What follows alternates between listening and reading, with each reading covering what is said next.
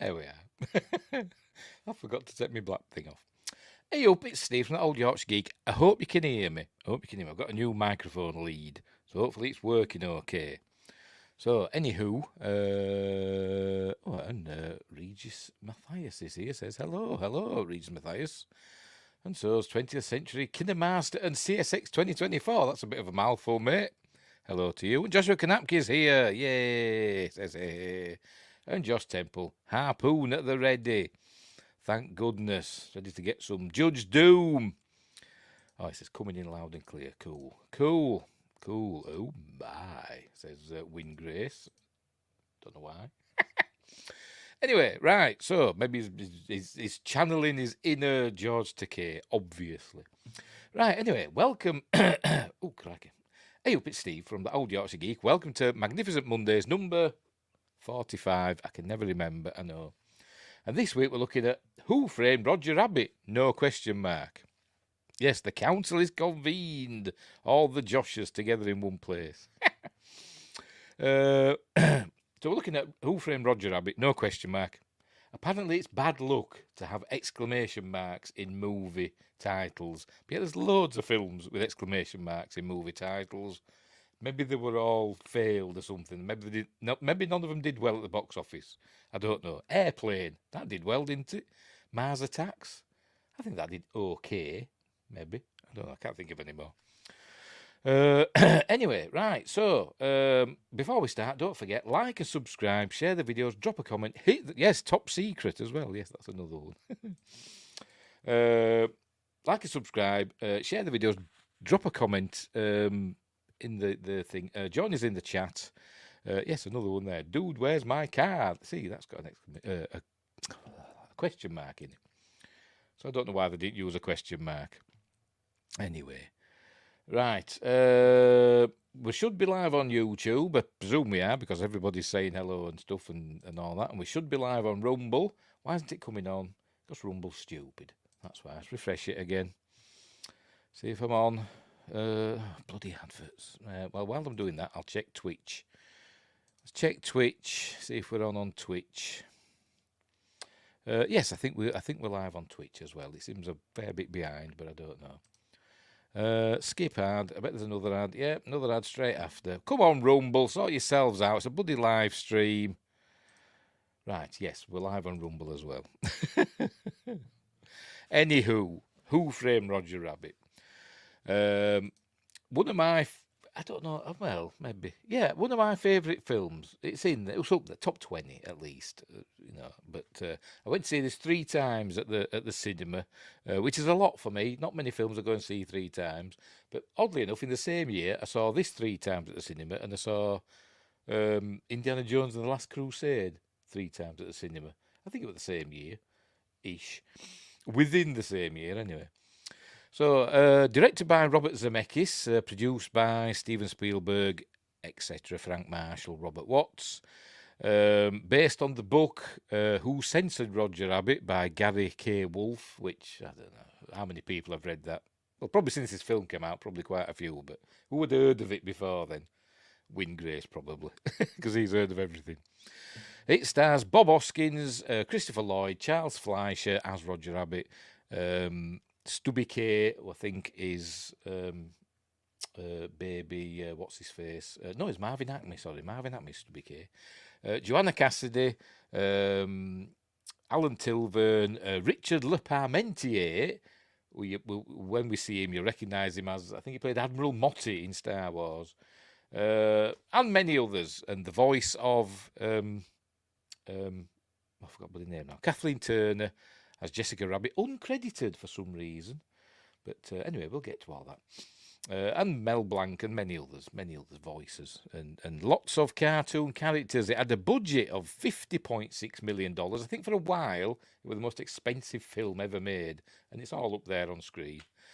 Box office was 351.5 million. So it did well. Because I went to see it 3 times. That's why it did well. Anyway, Win Grace, I was 1 when this movie came out. How old were I? I was 21. No. Yes, 21. So I'd only read the book 3 times before. Dear.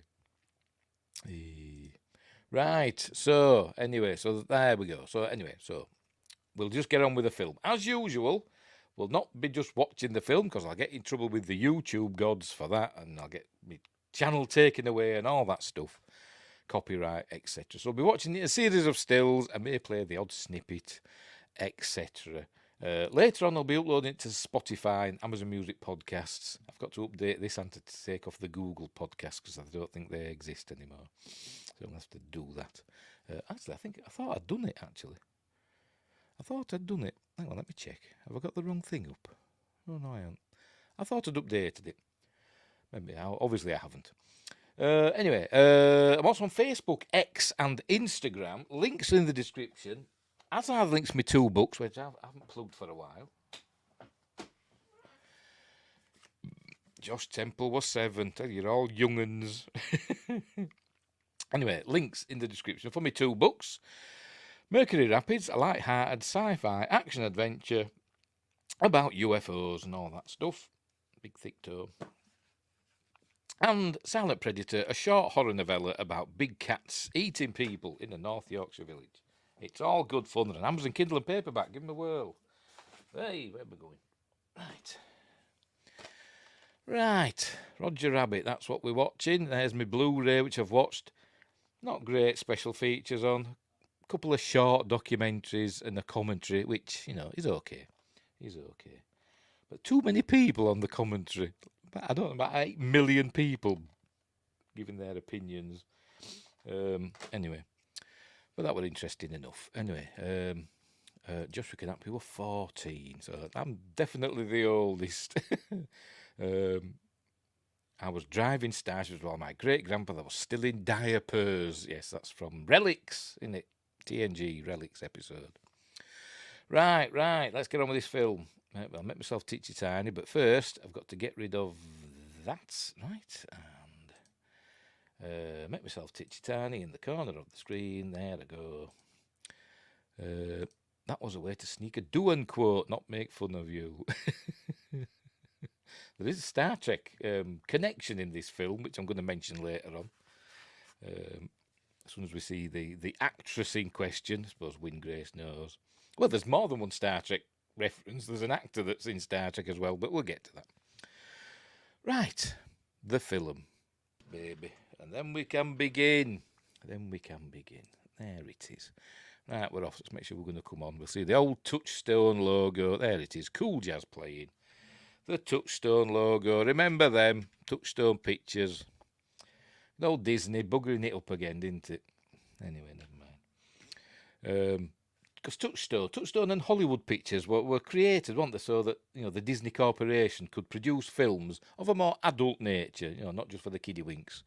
And but then for some reason they decided to do away with them, didn't they? Weird. Anyway, right. Who framed Roger Rabbit? No question mark. Bizarre. I don't understand why. And then we begin with a Roger Rabbit short, or sort of.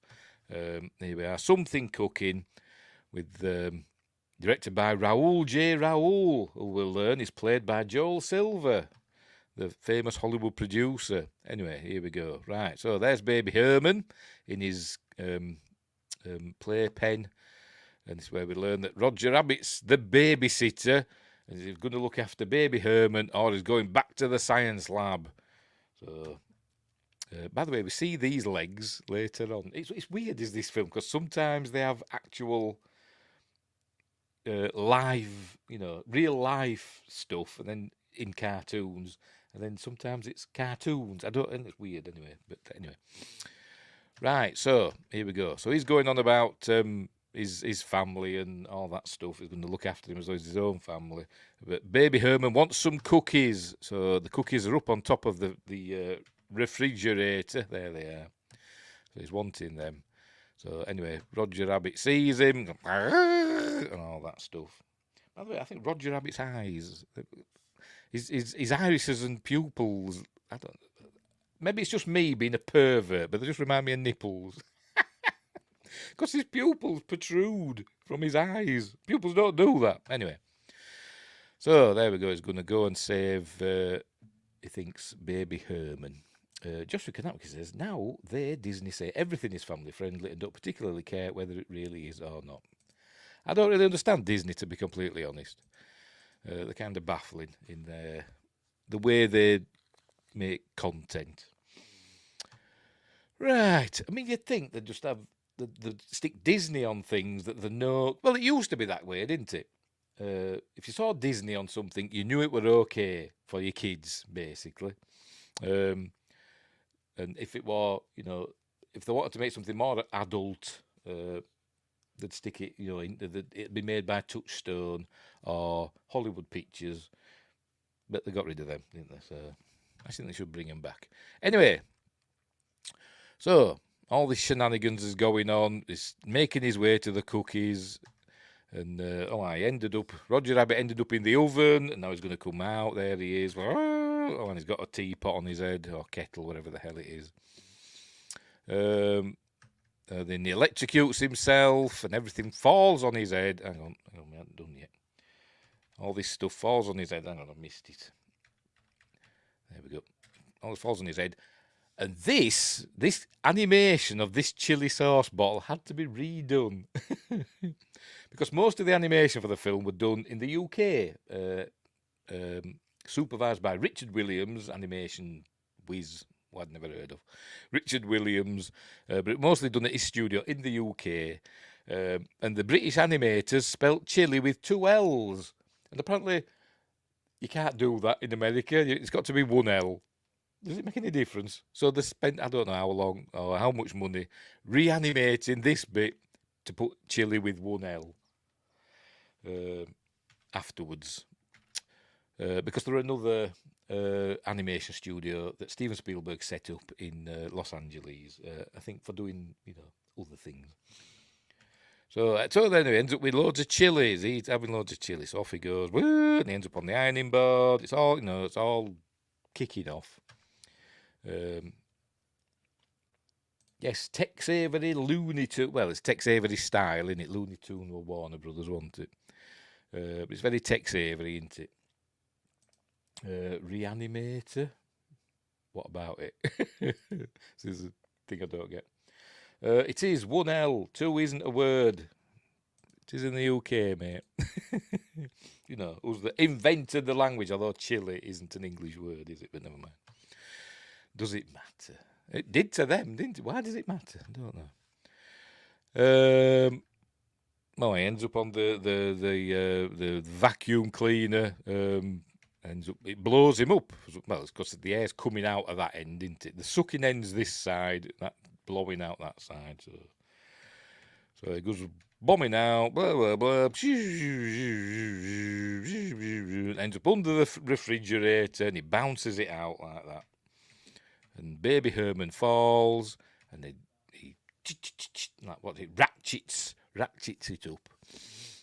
They had to reanimate it. Yes. No, my bloody brain's not working. No Jeffrey Combs in sight in this film, as far as I know. Anyway, he does that, but then the fridge lands on his head, and then hang on, where are we? Then the fridge lands on his head, and the door swings open it becomes a real refrigerator in real life. And we see he's got tweeting birds, and we hear the director shouting, "Cut, cut, cut." And this is where we're introduced to Raoul J. Raoul, who's Joel Silver, who's had a shave. He usually sports a bit of a beard, but he had a shave for this. Only two roles is played in live action form, and this is one of them. I can't remember the other. Yes, it went from suck to blow, just like Mega Maid in Spaceballs. Anyway, Baby Herman, we hear his voice. Who did Baby Herman's voice? Can't remember. Let me check. Baby Herman, where are you? Lou Hirsch did Baby Herman. With his voice, got a gruff voice, like a grown man. So, how many times we got to do this damn take and all that, and that's how his voice is, and he's saying, "Oh, you're perfect," but it's Roger. He's fluffing his lines. The script said he was supposed to produce stars. Roger gets clunked by the fridge. Roger sees stars, but he's created tweeting birds. So there must it must be a conscious thing for toons to create these things when they get hit on the head. They can manifest things because they're magical. They're magical. Anyway, right. So, we see there's several. There we go. I went past it there. Several controversial things in here in this film. This is the first one where Baby Herman gooses this woman with his finger. He goes under her dress like that. There we go. I think they've edited some of the things out of this film over the years. But anyway, he's off to his trailer, and it's called lunch. So, but Roger Rabbit's telling him, "No, I can do it. I can make stars." And he gets a frying pan. He keeps hitting himself, not producing any stars. And this is where we're introduced to Bob Hoskins, who doesn't like toons. And he says, he goes, "Toons," and takes a swig from his whiskey bottle. So anyway, so it's gone to see R.K. Maroons, the head of the studio. Hang on, I've got some trivia about where is it now? About some of the actors that were where are they all gone? Where are they all gone? Never mind. Not showing them anymore. Never mind. Don't matter. Some of the actors that were considered for the role of Eddie Valiant. And it's basically just every actor in the world. Where have I put it? It's here somewhere. No, I can't remember. Including Harrison Ford and people like that. But I can't remember who now. I had it highlighted somewhere and I can't bloody find it. Never mind. Hey, Bruce Willis, I think, were even considered. I think. I don't know. Can't remember. Anyway, never mind. Ignore me. Anyway, right, so he arrives at R.K. Maroon's office, ABC, with the old Moviola editing machine, where he's telling this editor what to do. Right, so he's hiring Eddie Valiant to do a job because Roger Rabbit's... You're watching the film? Well... No, we're not watching the film. We can't watch the film, can we? Because YouTube would go mental, wouldn't it? So we're going through it in a series of stills and trying to remember the trivia I've learned about it. I really couldn't imagine this movie with anyone but Hoskins. Well, this is it, isn't it? Yeah. Who else? Tim Curry. Tim Curry auditioned, and apparently his audition was terrifying, according to Steven Spielberg and Robert Zemeckis. But he didn't get the role. I can imagine it being... No, I'm lying. Tim Curry auditioned for the role of Judge Doom. That were it, not Eddie Valiant. But no, I can't imagine anybody but Bob Hoskins being Eddie Valiant. But apparently in the book, which I've not read, Eddie Valiant's described as tall and thin. And that's everything that Bob Hoskins isn't. Anyway. Right, where were we? He's hiring him because we learned that Roger Rabbit's not got his mind on his work. He can't create stars and all that stuff. Somehow they even auditioned Chris Pratt. And, Paul Rudd. I bet Paul Rudd were there as well because he's immortal and all, isn't he? Oh, dear. So we learn his mind's not on his work. And we learn it's because of his wife, Jessica, who Roger thinks she's having an affair with Marvin Acme.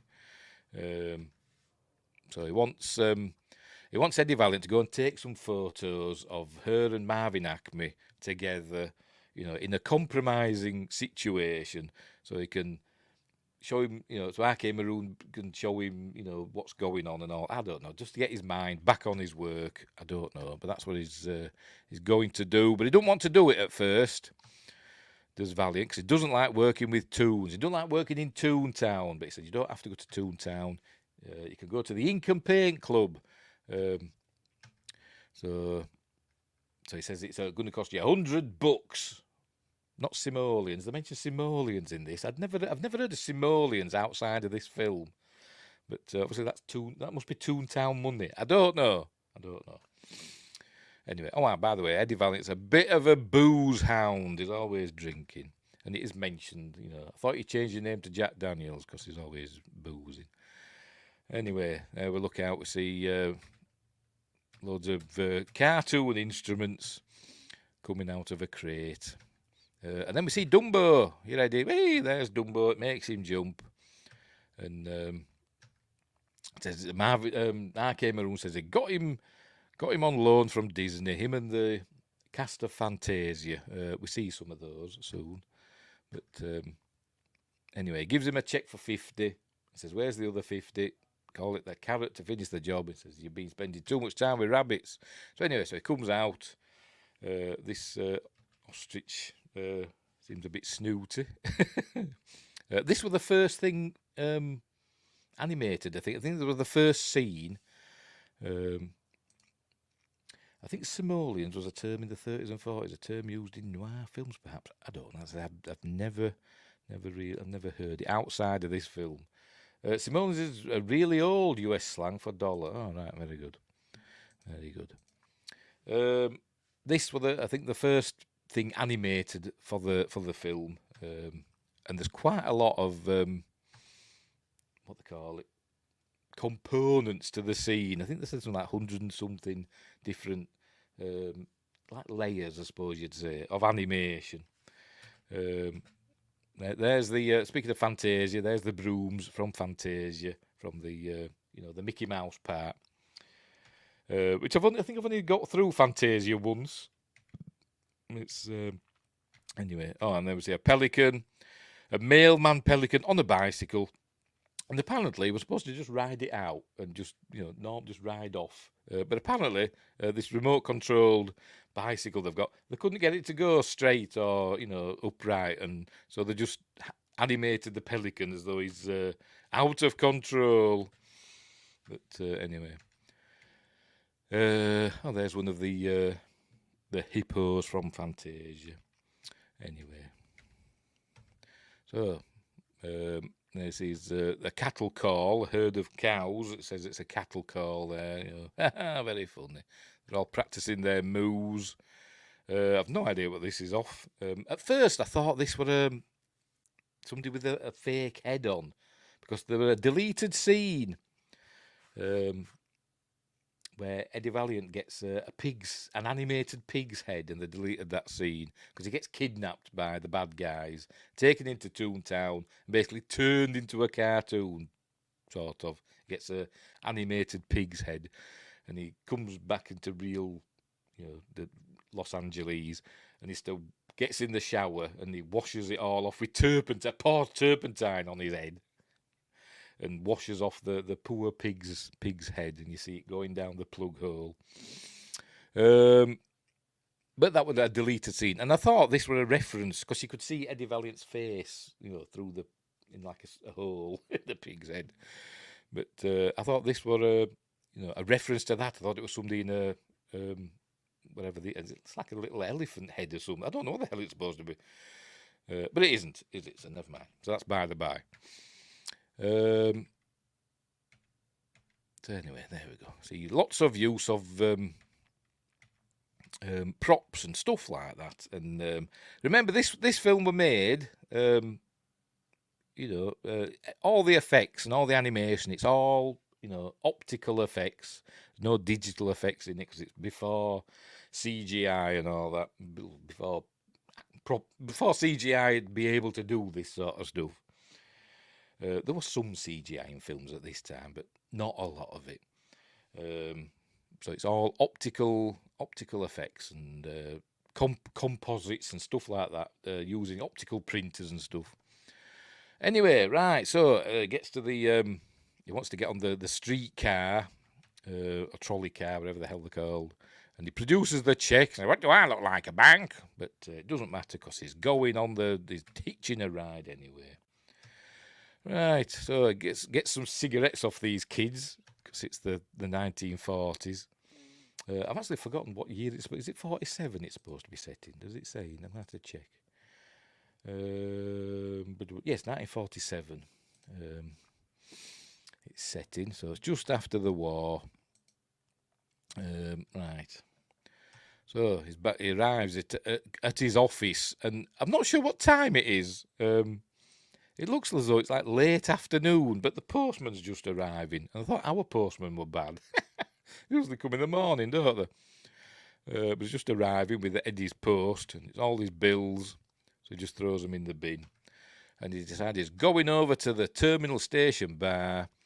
Here he is. This is where Dolores works. Now he sees this chap who's drunk, unconscious, who's just been laid off because, as we saw earlier on, let's go back out again. There we go. The what they call it? I forgot what they call it now. Let me go back a bit. It shows us, and I forgot the name of the trolley company. I don't say that. I think they've got Red Car or something like that, isn't it? Pacific Electric. Anyway, it's been bought out by Cloverleaf, which is this mysterious company. There we go. Now a Cloverleaf industry. Anyway, so he's going into the bar because he wants a drink because he's an alcoholic. And here we see this chap who just writes in on his pad because obviously I don't know. Can he speak? I don't know. Maybe he's shell shocked. Lots of people in uniform. People that have come from the war, still in their uniforms. A gritty World War II film in this universe would be bonkers. Yeah, well, I think there were plans. I think for a prequel. I think set during World War II, but I don't know what it'd been about. Because we do see references to World War II things in this, like Goofy. There's like headlines like Goofy cleared of spying charges and stuff like that. But anyway. Anywho, right. So, I was about to take a drink from this, and the lovely hand with the lovely nails of Joanna Cassidy appears. Here she is as Dolores, the love interest for Eddie Valiant in this. And this is the first Star Trek reference I'm going to mention. She was in Star Trek Enterprise. She played T'Pol's mother in Star Trek Enterprise. How many years? 17 years later. Yeah, I think 17 years later. And she still looked gorgeous. 17 years later. In fact, she's still looking quite good now. She's 78. But anyway, she must have good genes. You may recognise that she played one of the replicants in Blade Runner. And she's been in other stuff as well. Right, so anyway, apparently she lent him some money. Probably the $100 he wanted off RK Maroon. She lent him some money out the till, and she says, I need it back before Friday, or I'll get fired. But he says it's in the bag, so to speak. But he needs the camera. He needs to borrow her camera because his is in the shop. And so she gives him her camera. She said, there's film in it from their trip to Catalina. So we're going to see those photos later. Anyway, this fella comes in. I've forgotten his name as well. I'm bloody hopeless. Does it say? Anyway, he comes in. I can't remember his name. He comes in taking the mickey out of Eddie Valiant because apparently him and his brother used to do jobs for Toons back in the day when his brother were alive. His brother's not alive anymore. We'll learn what happened soon.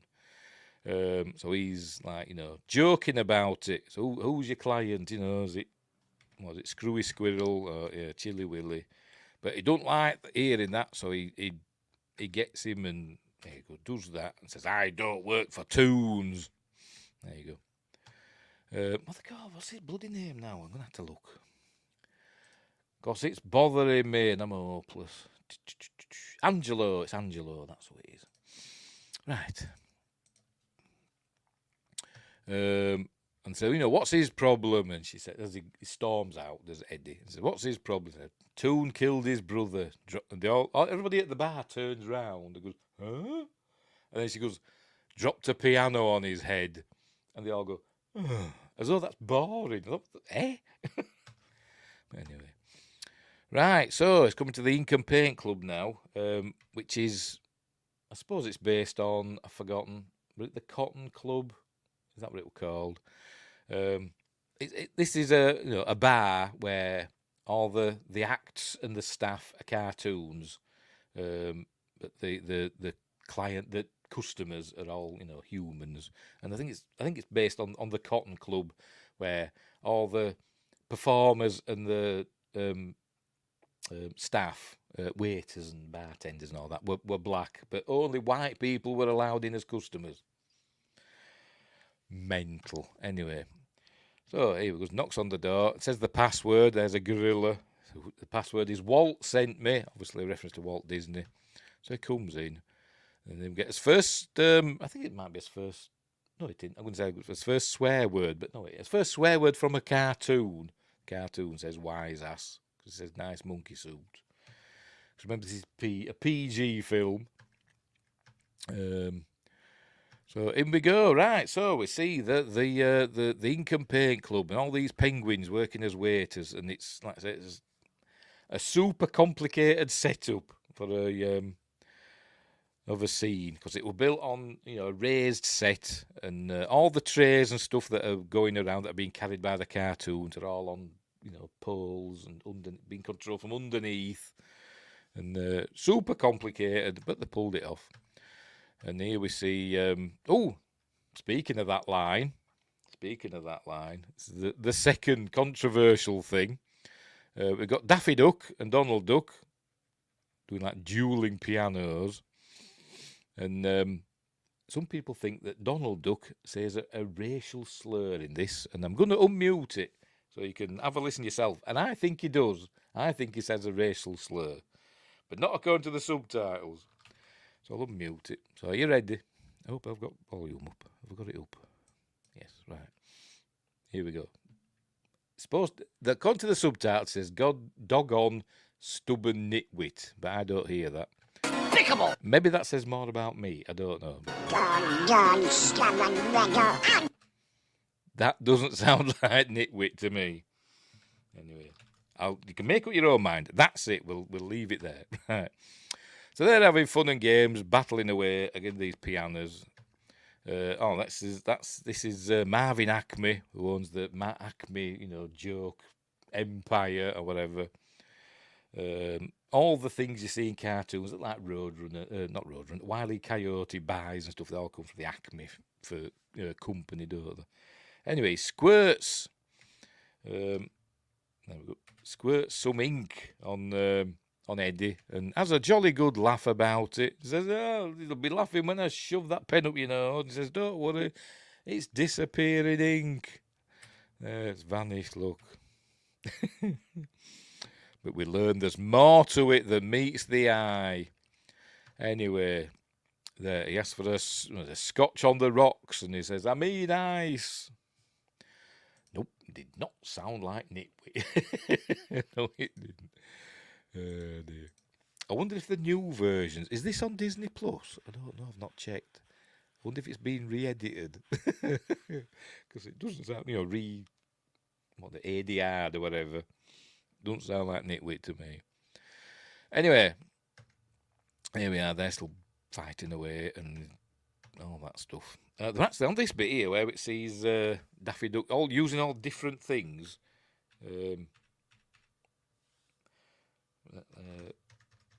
To play the piano, isn't it, in a minute? There's a boxing glove and other things. Well, I think they do. Maybe it's another bit. I don't know.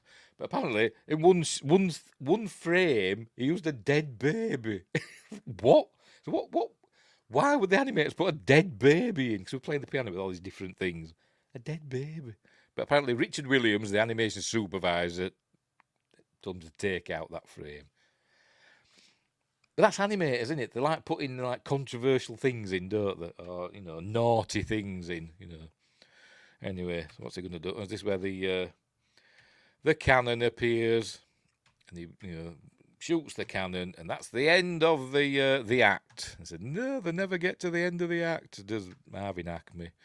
He gets his scotch on the rocks, and it's got actual rocks in.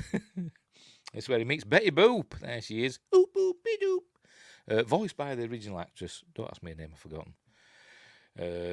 Selling cigarettes. But she's working as a waitress because, she can't get much work because cartoons have gone to colour. But anyway, Marvin Acme's getting ready now, squirting himself with cologne or whatever, because it's time for Jessica Rabbit to come out and sing. Right, so here we go. Here she comes. Are you ready, lads? Here she is singing. And it's not Kathleen Turner singing. It's Amy Irving. Amy Irving singing. Who, I had to look her up. And the name sounded familiar, but I couldn't remember, so I had to look her up. And I think she's most famous for playing Sue Snell, I think one of the good guys, in the 1976 film Carrie. So there you go. And apparently she can sing as well. She's doing the singing voice of Jessica Rabbit, and there she is, Jessica Rabbit, and obviously, what's his face? Eddie Valiant was expecting a rabbit because she's called Jessica Rabbit, but she's just called Jessica Rabbit because she's married to Roger Rabbit.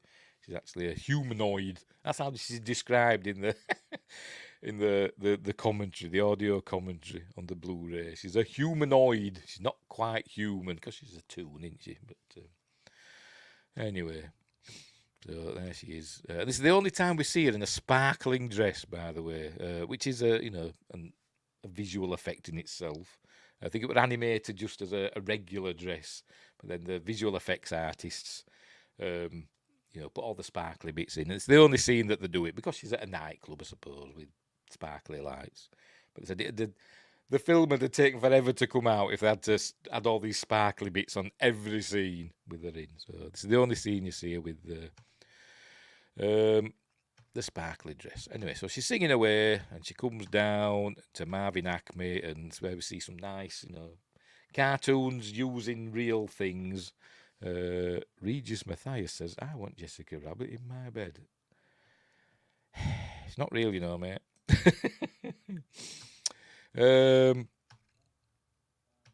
So she's singing away, showing off her boobs. Oh, this is I think this is a real hand, I think, that's got hold of his tie. I don't think it is, isn't it? Let's have a look.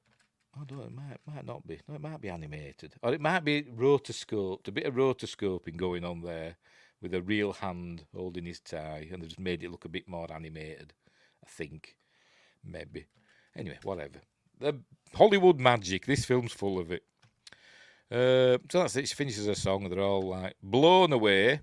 So Marvin Acme's going to her dressing room. They're going to play patty cake. Anyway, so he's spying is what's his face? Eddie Valiant. But he gets caught by the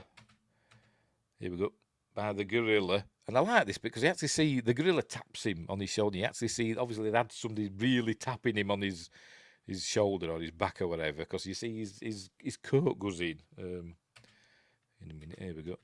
There you go. Cool. I just like little things like that. I mean, they didn't have to, did they? But they did. Without trouble of actually making it something look as though it's tapping him. So he gets thrown out. There we go. Ah, there we go. I think to do the stunt man had to do it several times. I remember in the making of. Anyway, but as luck would have it, it's just by the window to Jessica's dressing room. So he gets his camera out, starts taking photos, and they're playing patty cake. Again, going patty cake. Oh, Marvin, and then passage of time. We're back at R.K. Maroon's office. As you can see, the Acme factory's right over the way, because he calls him his neighbour. So he's been a good neighbour as Marvin Acme. But Roger's distraught, and they've got his. I took the. He don't believe it. Not my Jessica. And he says, I wish that weren't true, but I took the pictures. Here they are. She played patty cake. He shows him the photos, and he does it faster and faster.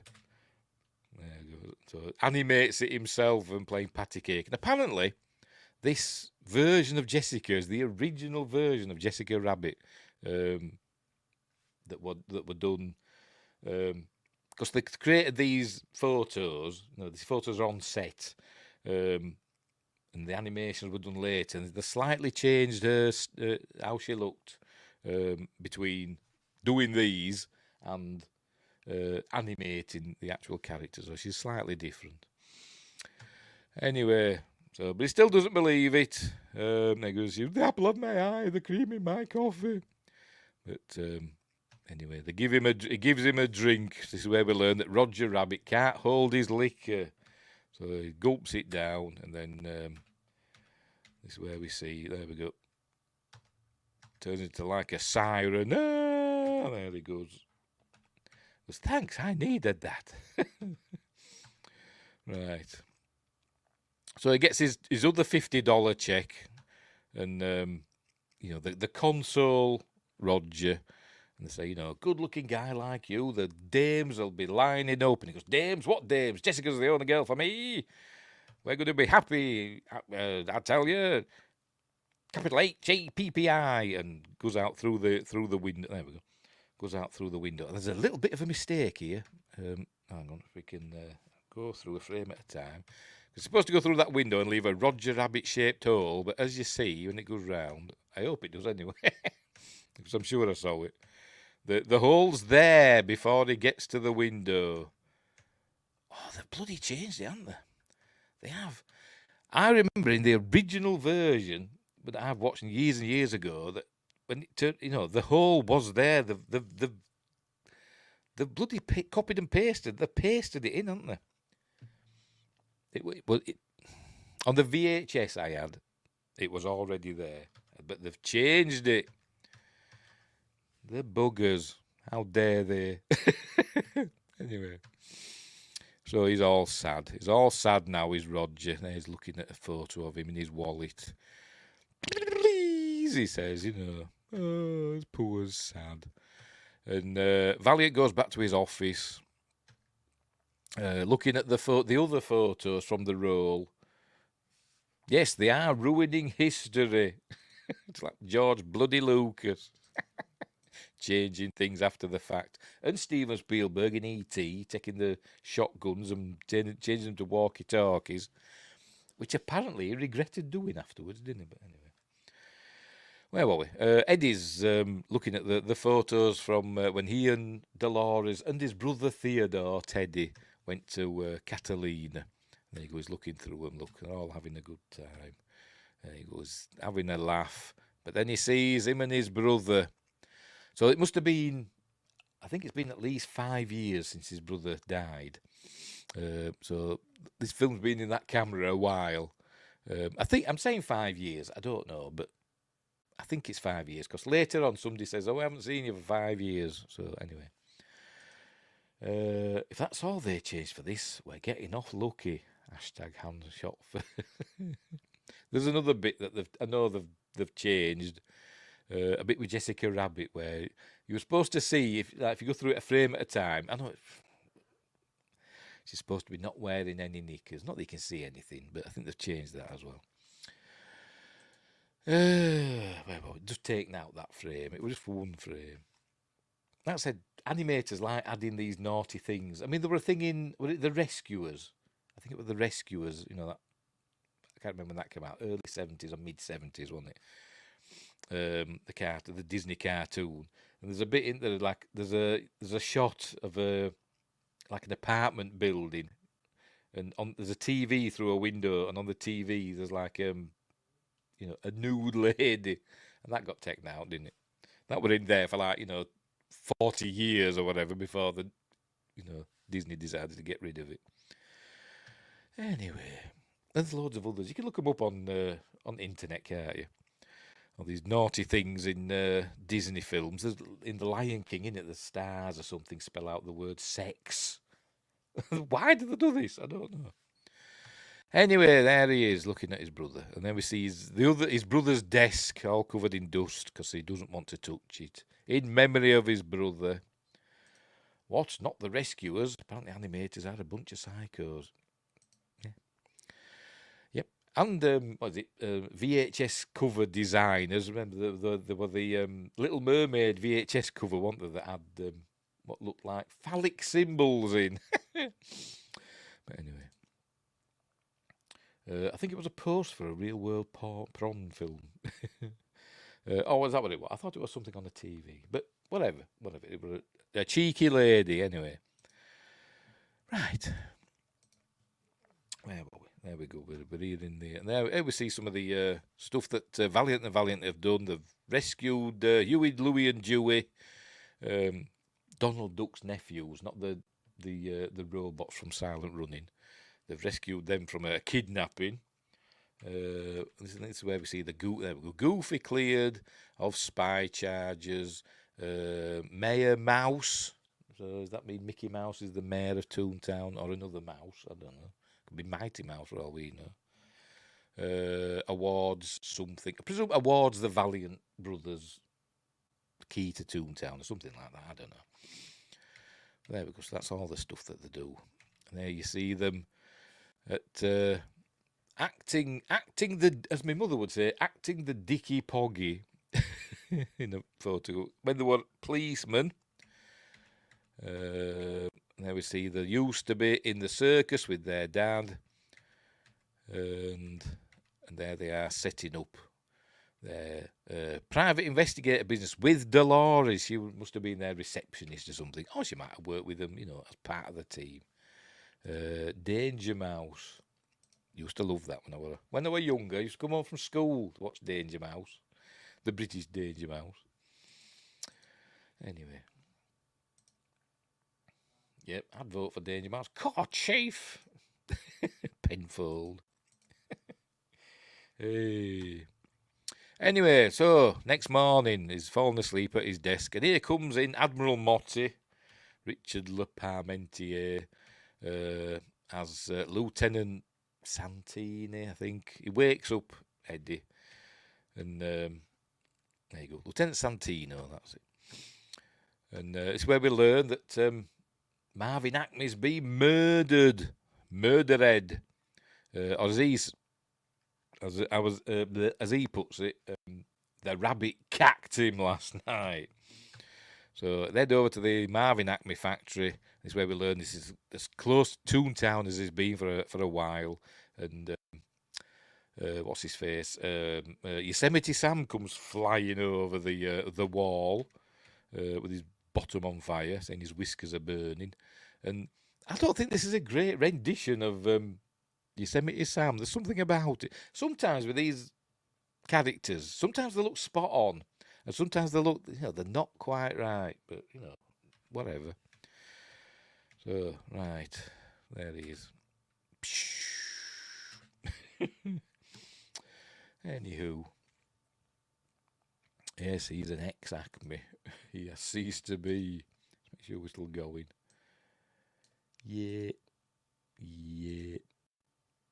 Oh, it's bloody doing this again on Twitch. Come on, go to that. That's it. Over in Roger Rabbit. Why are you there? Why? It's not.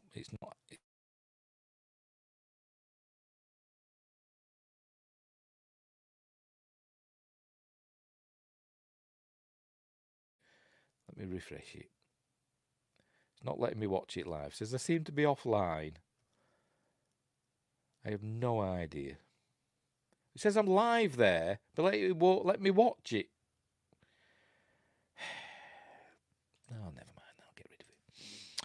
Right, where were we? Right, they're going to... Oh, what's happened here now? My telly's gone off now. Everything's going bloody wrong at once. You going to come back on? Live, eh? Live. You were frozen for a bit. Oh, for Pete's sake. I wonder if my internet went off. See if it's on now. We're still going. Yeah, I think we're all right. I think we're still going. Twitch is being twitchy. Yes, and my bloody telly is... What's happened with that? You playing it? Yep, gone back onto the TV. Onto the news. UN Security Council backs Gaza ceasefire. Unbelievable. Just bear with me. Bear with me. I'll go into my media server.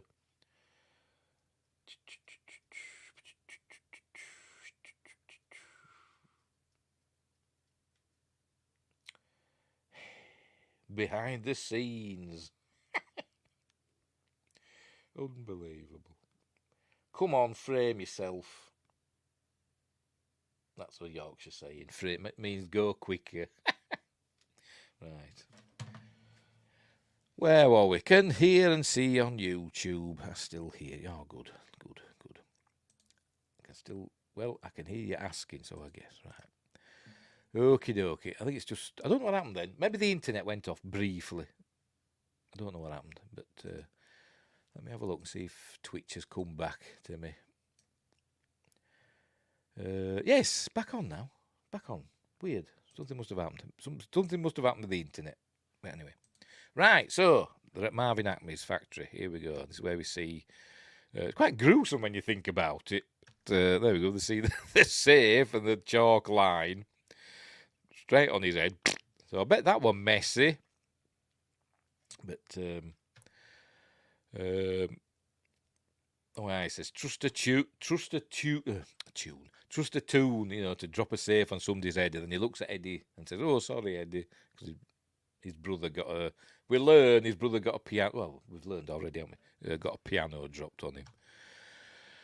Right, so we look up here and we see that Jessica Rabbit's giving some sort of statement in the office. So I don't know what she's doing there. Was she there with Marvin Acme? Don't know. But anyway, we see some of the other policemen and detectives and stuff messing about with the Acme products, portable holes, etc. He's got some like dynamite. Is it cartoon dynamite? Looks like it. There's the portable holes. I've actually seen the cartoon that the portable holes are in, but I can't remember what happens in it. But I remember seeing them. Pardon me. There you go. He slaps it on the wall like that. Cool. Dynamite. Acme Birdseed. That'll be from Roadrunner, won't it? That'll be from Roadrunner. What else? Oh, this fella finds this, which this is a plot point device. A piano, like the old lady in A Fish Called Wanda. You know, I've never seen A Fish Called Wanda. I know of it, obviously. John Cleese and Michael Palin and Jamie Lee Curtis and that's in it. But I've never sat down and watched A Fish Called Wanda. And I've heard it's good, but I've never sat down and watched it. Anyway.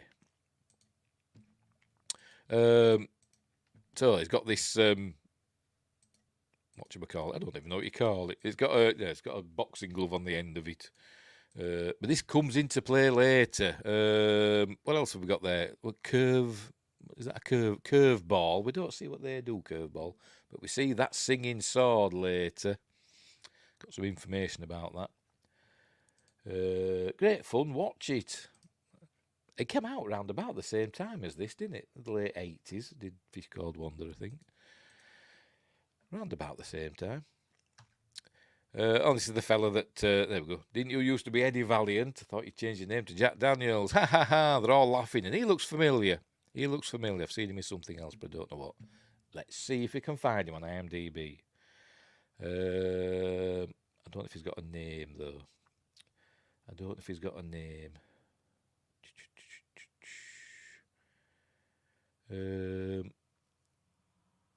idea.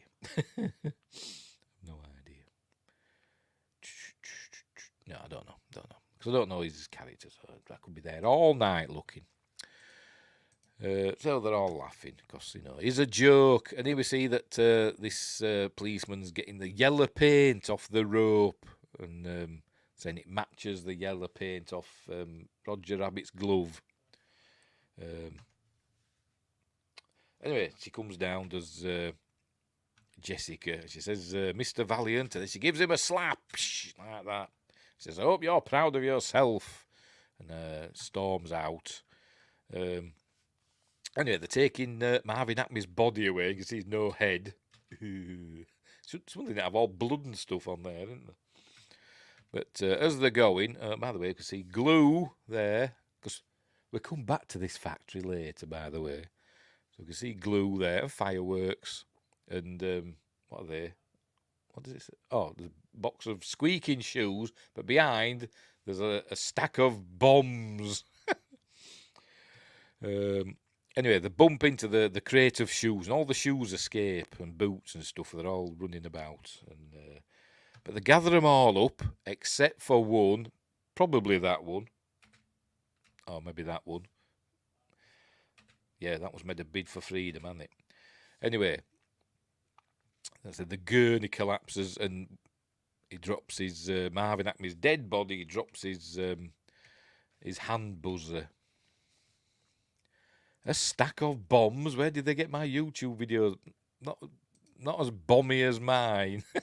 I think more people watch your videos than watch mine when win grace. Don't know why I bother. Anyway. Where were we?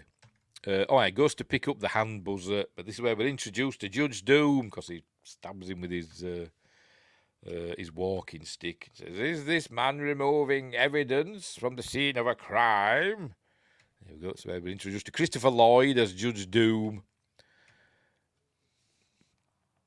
Because we love them. Thank you.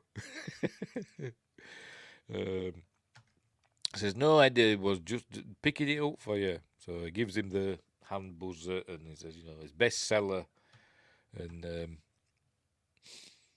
so he's saying, they've got searching for the rabbit, they've spoken to R.K. Maroon and what happened, the previous night, saying that, it were going to ensure that he and Jessica were going to be happy forever and all that stuff.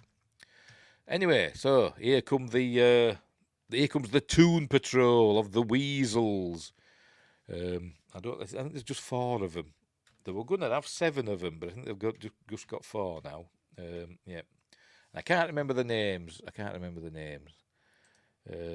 But I think 3 of them are voiced by Charles Fleischer, who voices Roger Rabbit. Charles Fleischer. Only other thing I can remember seeing him in is, curiously enough, A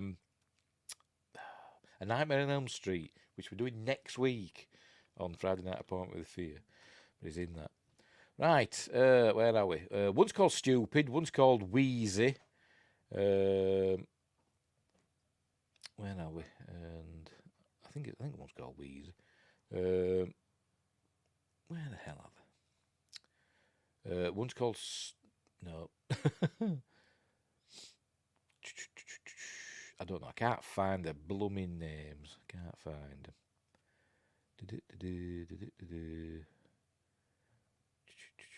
Bear with me.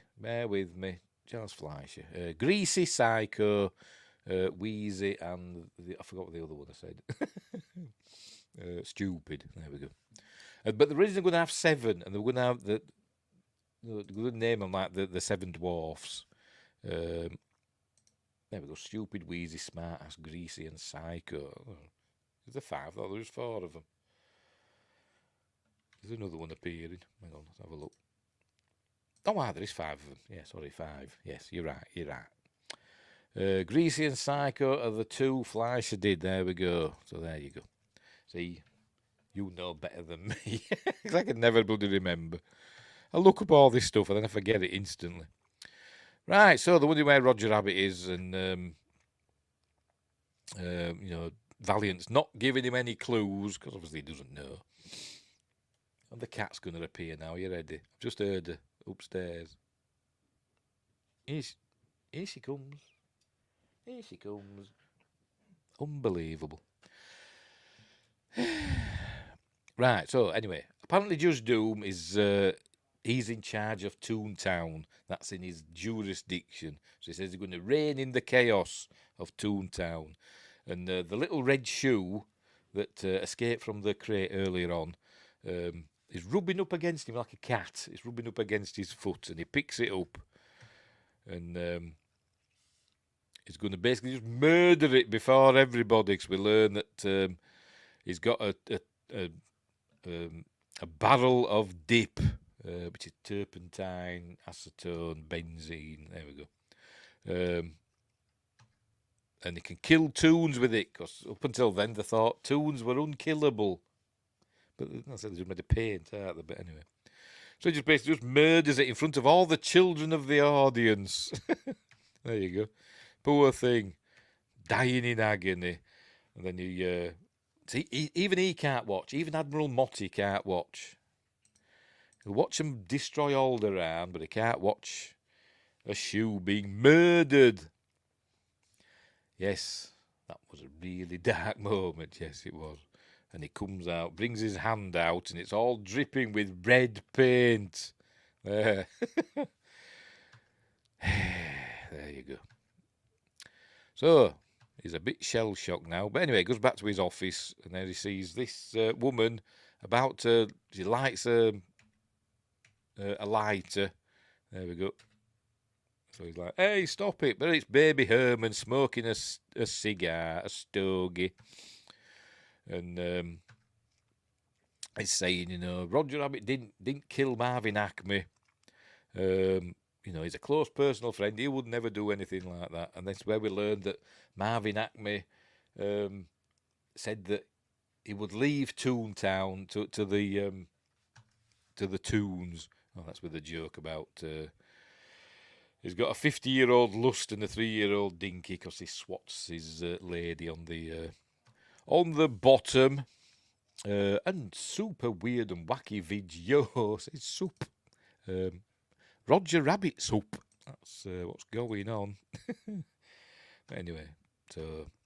and then he goes in this paper. Marvin Acme left no will, and Baby Herman says he did leave a will. All the Toons know that he left a will, and they were going to leave Toontown to the Toons. So basically, now we know we've got to find the will and the way. But he's not having any of it. He's Eddie Valiant, so he's just going to go in his office, and then he says, I can pay you, But he just pushes him out the way, and he drops his cigar and cries like a baby. Ah! Right, so anyway, there we go. Toon kills man. Marvin Acme murdered at the hands of jealous rabbit. Gag King leaves no will. Snoop Valiant fans flames. And she's changed again. Look, a picture there's different even more than the other one, isn't it? Anyway. There we go, see more. We're going to get a close-up now, we're not. And he's drinking wild turkey. It's his gun. Oops. It's his gun thing. I saw it when I watched it earlier on. I thought he was taking his braces off without taking his braces off. But it isn't. It's his gun holster he's taking off, isn't it? As we see in a minute. Drinks that, puts the glass down on the newspaper. There we go. And then I thought we were doing his braces at first. I thought, well, why are his braces moving? But it's his gun holster, isn't it? So he does that. But as he's doing that, he leans over the glass and he sees something magnified. There we go, in it. Ooh, last will and testament. So he gets out his magnifying glass, and there we go. Sees on the photos he took. There it is. A bit clearer. So Marvin Acme has got a will. Dun, dun, dun. There you go. Looks at camera. Dun, dun, dun. So that's, well, whatever. Actually says, what the hell? Nothing to do with him. So he's going to get into bed. We see he's got a fold-down bed disguised as filing cabinets. So he gets into bed. But Roger Rabbit's there as well. So they're all shocked with it, they surprise each other. And he says, "How did you find out where I live?" I said, "Well, I didn't know, but I had to ask." Oh, he said, "Does anybody know you're here?" He says, "Well, I didn't know where you lived, so I asked the." Hang on, who does it say? I forgot who he says. There you go. That's the newsboy, the fireman, the greengrocer, the butcher, the baker. They didn't know, but the liquor store guy, he knew. But so anyway, he's going to throw him out, and I don't understand this bit either. He opens the door, goes to throw him out, and Roger Rabbit's hanging onto the door, and the door jam. That face back there looked like when I did something bad. Okay.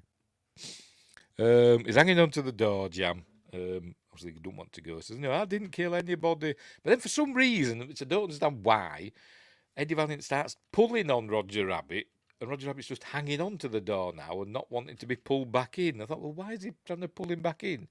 I have no idea. But he pulls him back in anyway. And they go flying backwards. Because it's all fun. Anyway, this is where we learn that Roger, in a fit of jealousy, went to Jessica's dressing room at the Ink and Paint Club, and he wrote her a love letter, a love poem or whatever, and there you go, in lipstick on a nice clean piece of paper. Anyway, so he gets it out and he starts reading it. "Dear Jessica, how do I love thee? Let me count the ways." So he's counting that, but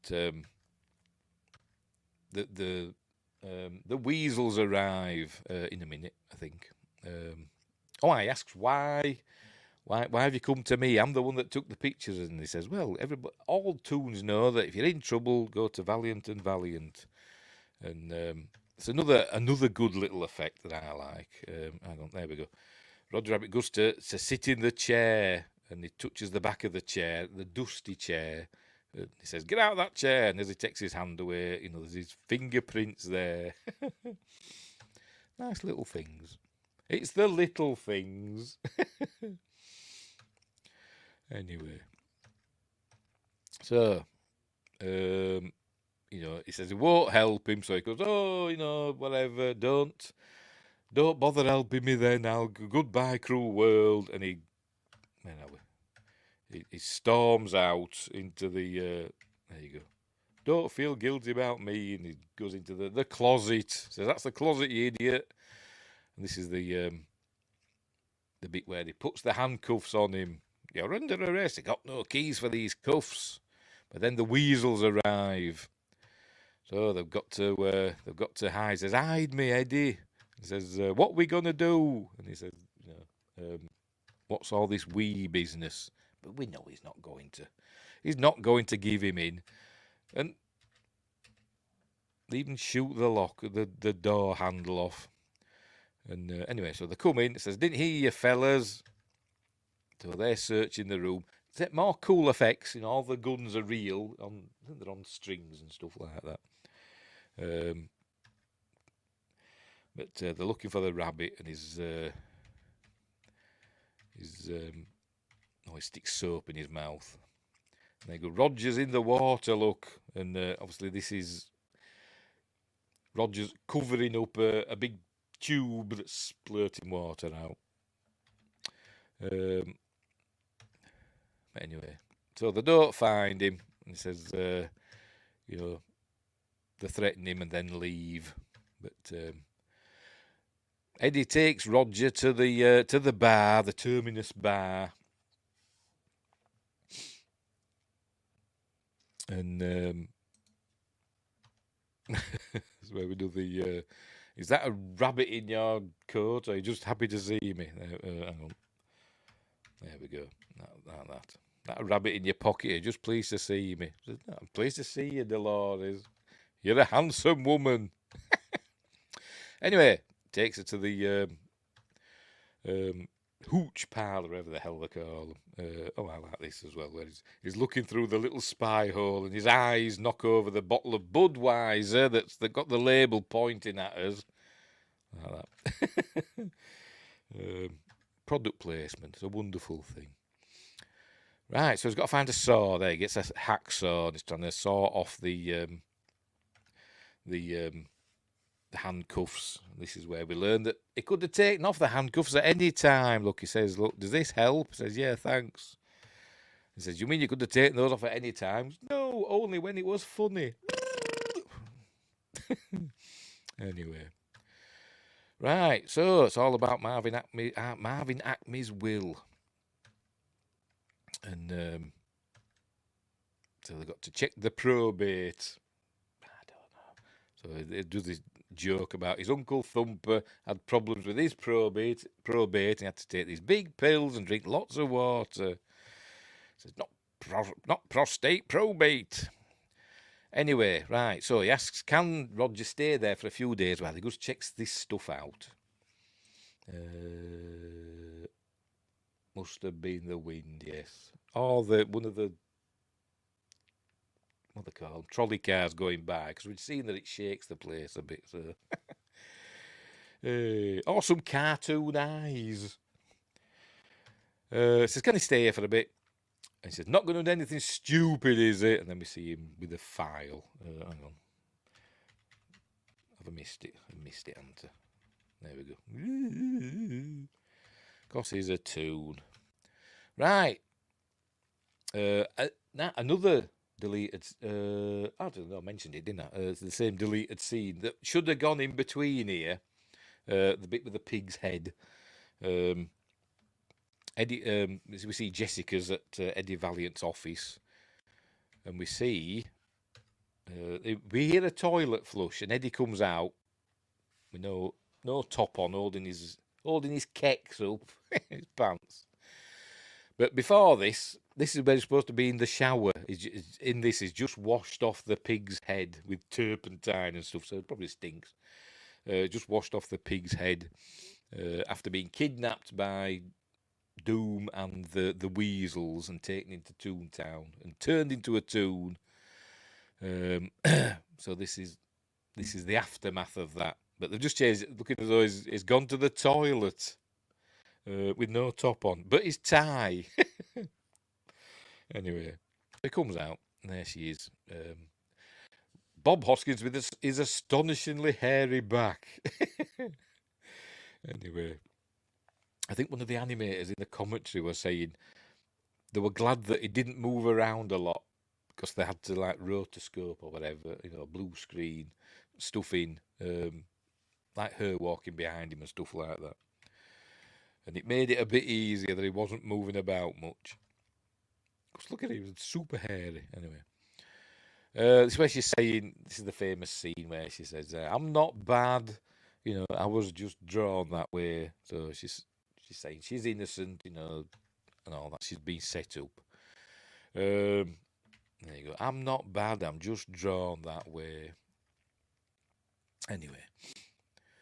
So, there you go. She's saying she's doing it for her husband, doing everything for her husband, etc. She was being blackmailed, blah, blah, blah.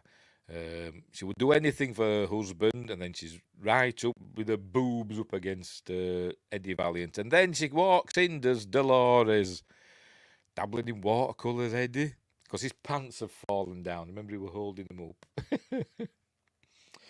Anyway, so off she goes. Does Jessica Rouse. She blows a kiss at him. Here we go. The kiss goes on the side of his face. And obviously, Dolores is not happy. She pulls the kiss off. Look. And I caught you with your pants down, literally. Anyway, so she's all jealous. She's saying, she was looking for somewhere to stick a knife. Anyway, she's found that she went to check the probate, and it's not Marvin Acme. It's Cloverleaf and all that. They're working with R.K. Maroon or something like that. I can't remember exactly. But here's Jessica listening in. I think this is the car, by the way. This car was in the film Chinatown. This film is essentially just a remake of Chinatown, sort of. Well, slightly different. Obviously, Chinatown didn't have cartoons in it. But it's a similar sort of thing, isn't it? And that car is in Chinatown, apparently. where were we? Anyway, so there we go. So where did she say it? There we go. Stopped by the probate. Maroon's not after Toontown. It's Cloverleaf. There we go. That's where they want to get the Toontown. They've put in the highest bid. And if they don't find Marvin Acme's will by midnight, Cloverleaf will get Toontown. Right. So they've got to work out what's going on. Oh, and they hear music coming from the bar. And Roger's singing away. He's supposed to be hiding in the hooch parlour, wherever I want to, but he's here singing Merry-Go-Round Broke Down, which is the music from, I don't know if it's Looney Tunes or Merry Melodies, I can't remember, one of them. So he's singing that. And spinning Angelo's toupee round. And then the record sticks. So he's just smashing the plates over his head. So he grabs him. Why is he just perfectly still there for like, I don't know, a second? It looks really weird, doesn't it? Let's go back again. Look, it does that. Look, perfectly still for like over a second, isn't it? Very bizarre.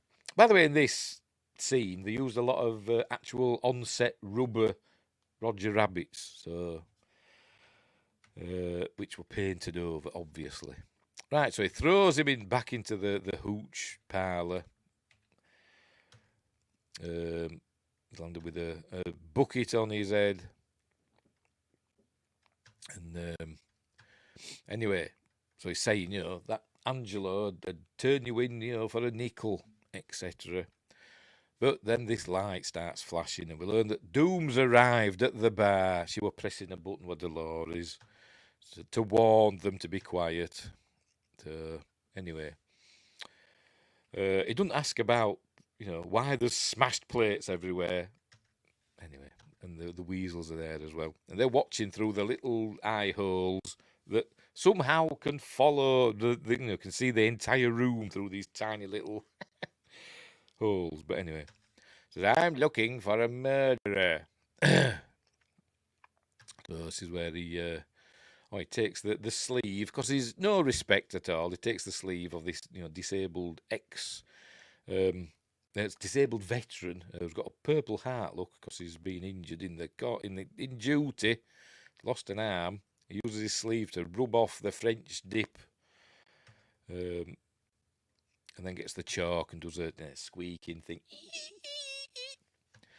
And changes it to rabbit dip, $5,000. That's the reward. And then Angelo's like, oh, I've seen the rabbit. And says, where? See, now Roger thinks Angelo's going to turn him in. See? So I've seen the rabbit. And he turns around and he goes, oh, hang on, I missed it. And he says, say hello, Harvey, which is a reference not to the film with James Stewart in, which came out in 1950 after this. It's probably a reference. Well, it must be. He must have been to see the play Harvey by Mary Chase, is it? Hang on, I've got it here. Obviously, I've not seen it. I looked it up. Mary Chase, yes. Which came out in 1944. So there we go. So he must have gone to see that play, upon which the film with James Stewart was based. I like those prices. Well, yeah, it's 1944 after all. 47, I mean, after all, isn't it? Say hello, Harvey. So he just smiles at him. Why is he? Is he an actor or something? He must be an actor, dressed as a cowboy. Or maybe they're just, a motley crew of people in the bar. Because we've got a taxi driver, yellow cab driver, a cowboy, and whatever he is. So he smiles at him with his false teeth in, which we see later on, but we see his false teeth later on. So he starts doing his, sees the record, Merry-Go-Round Broke Down, a loony selection for a group of drunken retrobates. But he can smell Roger Rabbit. He knows he's there. So he's going to do the old shave and a haircut. Oh, by the way, he does mention they're all laughing at the weasels, and this is where we learn But he doesn't like to hear them laughing. He says, remember what happened last time? I think later on he mentions, with your hyena cousins, you'll end up dying of laughter like your hyena cousins. So I don't know what that's a reference to. I don't know if there's been a cartoon where hyenas have died laughing. I've no idea. But anyway.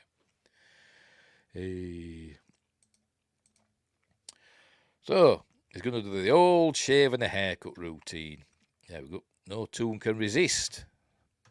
So he's saying, yeah, that's a bit of a clue here, because he says, that Doom is, there we go. Don't know who's toonier, you or Doom, which is kind of a bit of a clue, isn't it? Lion King retcon maybe. Yeah, but they had hyenas in it, but they didn't die laughing, did they? Of laughter. So anyway. Oh, see you later. Super weird and wacky video. I'll look up your channel. I'll look up the channel. Ooh, crikey. Where were we? Don't know who's toonier, you or Doom. So that's a bit of a clue for later on. No spoilers. But he's got his sleeve caught on the the little, the thing that they're looking out of. He's got his sleeve caught, and Roger is having trouble. Oh, hang on. There he is. He's having trouble. He's trying not to respond to the shave and the haircut. Oh, pardon me. And he can't get out. He says, shave and a haircut. No, Roger, don't. And then he comes out. By the way, on this bit here, he's not even doing the shave and a hair. He's just saying it and then just not tapping the shave and a haircut. But anyway. And here he comes out. 2 bits. By the way, hang on. A lot of scenes in this film have a lot of dust or moisture or stuff like that, or smoke and stuff like that they had to match in the animations, because obviously Roger here is just superimposed over the explosion of dust, and but they've had to match the dust, so it doesn't look as though it's stuck on. So anyway, by the way, Fleischer was in the flesh in Demon Knight. I've never seen Demon Knight either. Hey. So they're all caught. There you go. Caught Roger Rabbit. So he's gonna get some dip. Gonna basically just execute him on the spot. Obviously, Toons must have no civil rights. Actually, in the I don't know what I'm laughing for. In the commentary, one of the chaps in the commentary, it were various people in the audio commentary on the Blu-ray. I think the Robert Zemeckis and the various people who did the effects and animations and stuff like that. And one of them said it's a film about civil rights. So, and it kind of is, I suppose. Oh, you have to fix that. So much fun.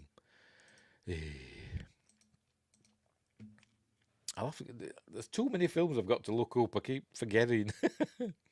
Anyway. Right. He says, what's his face? Eddie says, get me a scotch. And says, fine time for a drink, and just pour the drink. So he's going to save Roger. Roger's don't want to go in the dip, obviously. Look, they're all taking their hats off out of respect. And he says, hey, Judge, don't the condemned rabbit get a final, wish or whatever? He says, I think you want a drink or a final request. He says, nose plugs would be nice. He says, no, you want a drink. He says, no, thanks, Eddie. And he says, you want a drink? He says, no, I don't. Yes, you do. No, I don't. All that stuff. He does all that. And then changes it. You don't. So he says, I do. There we go. When I say I do, I mean I do. So he gulps down the drink, and you watch this, and you don't actually, just whatever it is that gets the gets the glass, just throws it into the air. I don't know how much of it goes in his mouth. There we go. All goes down Christopher Lloyd's glove. Anyway, so, and then obviously we get the old that going on. And this causes a distraction so they can escape. Bit of fighting goes on. Beats up the weasels. Smashes one with a bottle of Budweiser. Psh, there we go. Tell you, brutal. And he catches Roger just in time before he goes in the dip. And then he knocks over the dip, and we see Judge Doom not wanting to stand on it. You could do a live stream where you do this to first-time films. Yeah, I could do. I do too many live streams as it is. Anyway, right, so out they come running out, and they're getting the Weasel's van, but there's no keys. But then we learn that, I forgot the name of it, the cab now. What's the name of the cab? Benny, that's it. Benny the cab's in the back. Got arrested for driving on the sidewalk. So he piled them, all get into Benny. This, in real life, we were on like this little buggy thing. Was Bob Hoskins and the stuntman. We see like an obvious stuntman. And I think there were a fella driving it lower down. But they're on a buggy. The cab is painted over.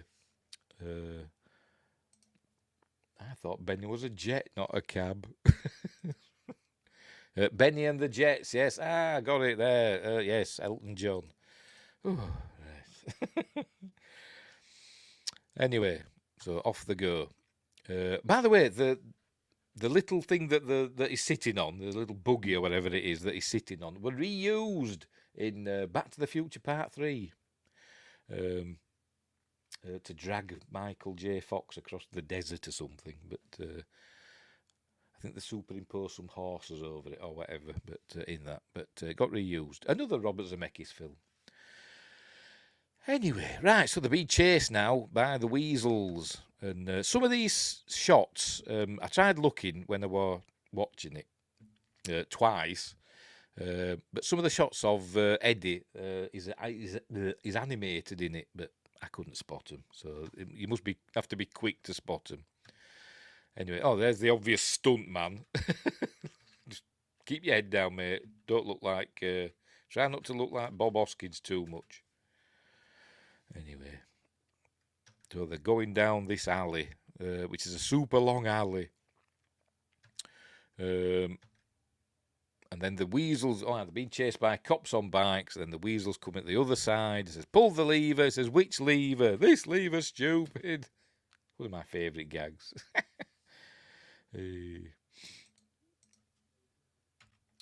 So, I'm going to ram him. So he pulls the lever. And it rises up on the, what they call them? Ratchets. I don't know what they call it. Rises up on thingy. And out he comes. And the cops crashing. They'll be fine. I don't know other though, because they're not toons, are they? They're people. They could have broken bones and everything. And anyway, then they nearly crash into a bridge, but they're okay. So they go driving off. They look for somewhere. We've got to find somewhere to hide. And Benny says, I know just the place. So they've gone to a cinema. And I think this was actually filmed in the UK. Is this in my notes? Where are we? It's not there. I've got highlighted stuff and they've all bloody disappeared. The live action shoot took 5 months. That's not what I'm looking for.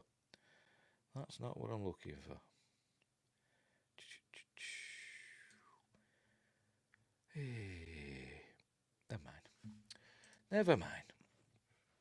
Anyway, they're watching a Goofy cartoon, which actually came out 2 years after this film is supposed to set, so it must have come out in 1949. Never mind. Never mind the anachronisms. But they're watching a Goofy cartoon. They've used this apparently because it had lots of, violence in it, pratfalls and stuff. And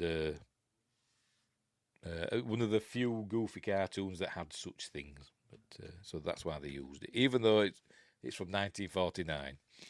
It's another cool bit of animation, a blurred Roger Rabbit. So cool. And we're coming up now. Might be this. No, not yet. The next one of the shots coming up is the longest bit of animation in the film. You know, it goes on for like, I don't know, a couple of minutes, which is a long time for animation, isn't it? You know, a single continuous animated shot. Here we go, this one. This one where he's grabbed Roger and then he's telling him all about what happened to his brother and all that. Because Roger asks him why he's such a sourpuss all the time. That anachronism is the only thing different from our real world. Not really, because there's another one later on. Anyway. We learn that I forgot what I'm going to say now.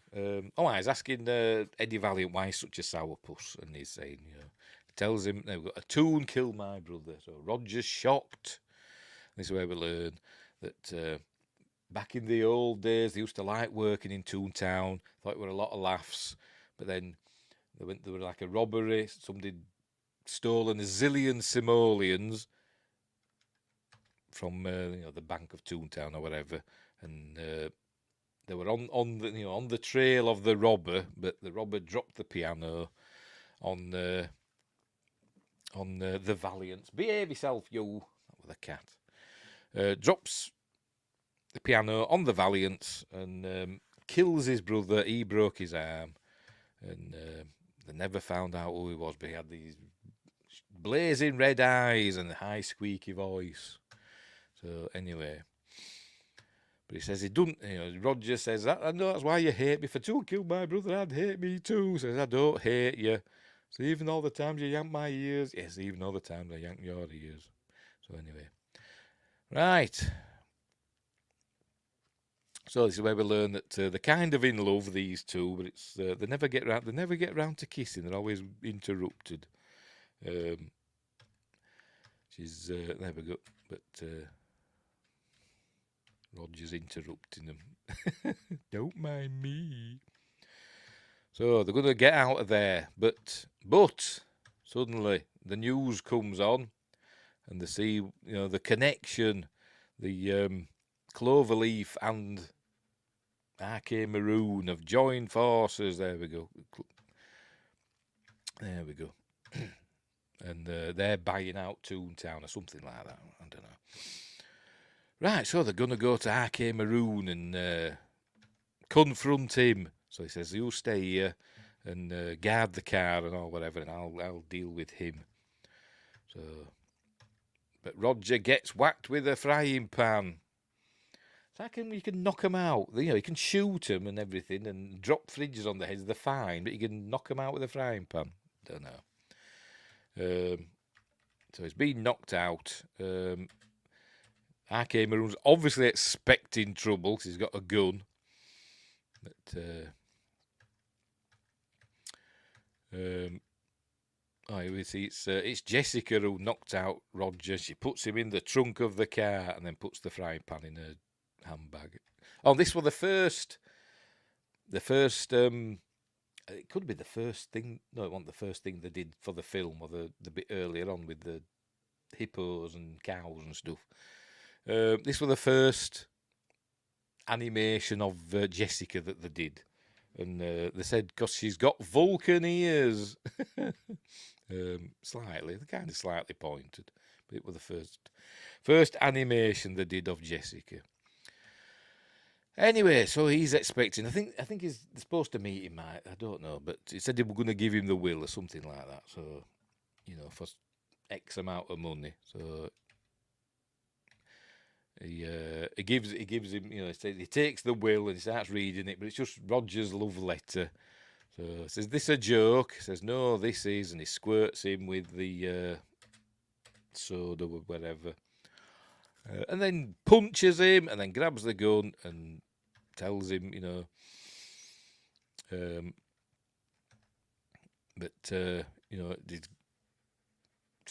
said they'll kill me, if you don't tell me. He didn't want to see Toons destroyed. They were working to save Toontown, but there we go. Saying, "If I tell you, I'm a dead man." But then, hang on, there we go. A gun appears. There we go, and shoots in quite a gruesome thing. There we go.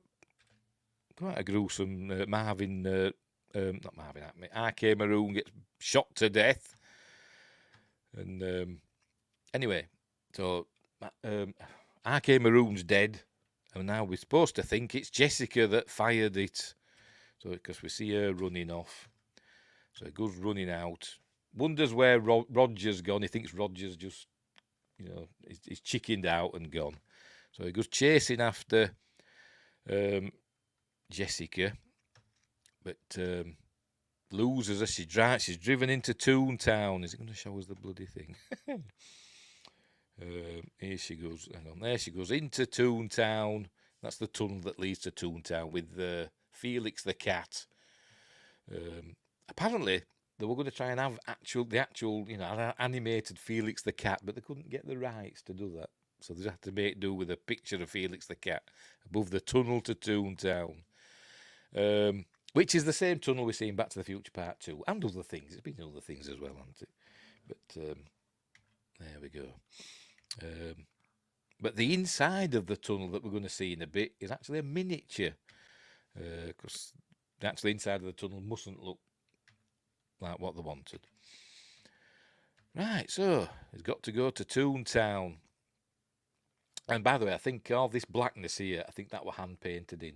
I think, to show, to cover up what's in there. But, just wanted it blacked out so you couldn't see. So it was just hand painted. Right, so he's going in. He's decided he's not using the regular gun. He's going to get his special cartoon gun that he got from Yosemite Sam with his special 6 bullets. Can you only fire them once? Because they're alive bullets. Here we see them there, look. And this is where we learn, they said, I haven't seen you in nigh on to 5 years. So has it been 5 years since his brother died? It's been a while because he's all dusty, wasn't he, on his side of the office. Anyway, so they all jump in the gun, his 6 bullets. And he's going to get a drink of his wild turkey, but decides not to pause it out because he's now, he's not an alcoholic anymore. And throws the bottle up in the air and fires the gun, and out comes the Native American first person, whatever. And there you go, it takes out.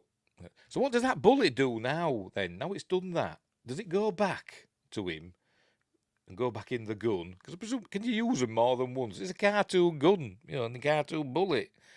Or does it go off now? Does it die? Or does it go off and live its life? I don't know. But anyway. So off he goes driving into the tunnel. There he goes. And this is now a miniature. Obviously the car is, a real car with a blue screen. And they've composited the miniature of the tunnel, which were just, a camera with headlights on. And we're going to head into Toontown. So here we go. We're off into Toontown. It's mental. We see a cow pie there. Cow pie that he runs over. I think it's a cow pie. Looks like one. Yes, it is. Like Desperate Dan eats in The Dandy. That was a British comic. It still is. But apparently there's loads of stuff here. I don't know what half of this stuff. I don't know what that is. We've all seen these dancing trees and stuff. The cat doing stuff.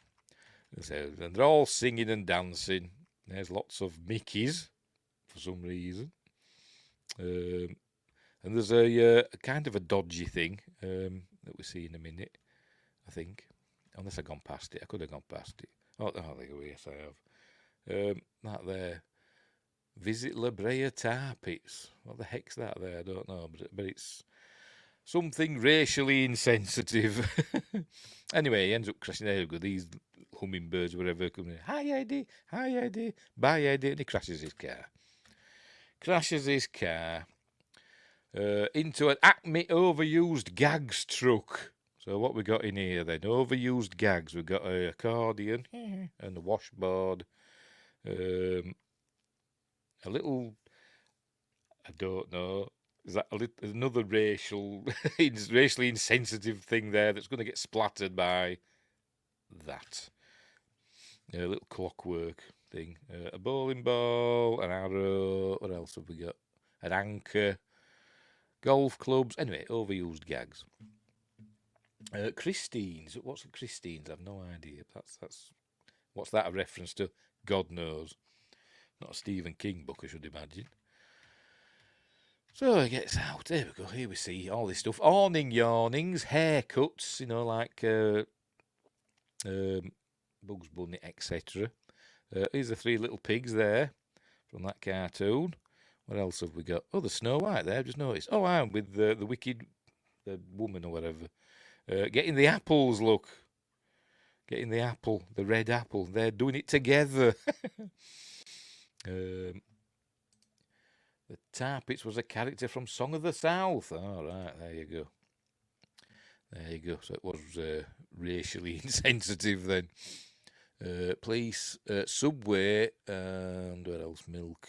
We see the seven dwarfs come out of this subway tunnel. I noticed them earlier on. So, hang on. Hello. Is that Mr. Toad? Tally-ho! Here they are. They're the seven dwarfs coming out of the subway tunnel. There we go. Who else have we got? Is that the big bad wolf there behind the traffic lights? Looks like it. Probably be going after the three little pigs that are over there. Anyway, right, so he's in Toontown. Then he looks up a building and sees a silhouette in a window, thinking it's Jessica. Well, it certainly is a wild ride. Yes, it is. So off he goes. He's going to go into the elevator up to floor 450. Anyway. So, right, here we go. Apparently there's a silhouettes of Wile E. Coyote and Roadrunner when he gets into this elevator. But I never noticed, so we'll have to look, won't we? The elevator comes down. And there's the silhouette of Droopy. There he is. Going up here. And as he goes in, mind the step. I'm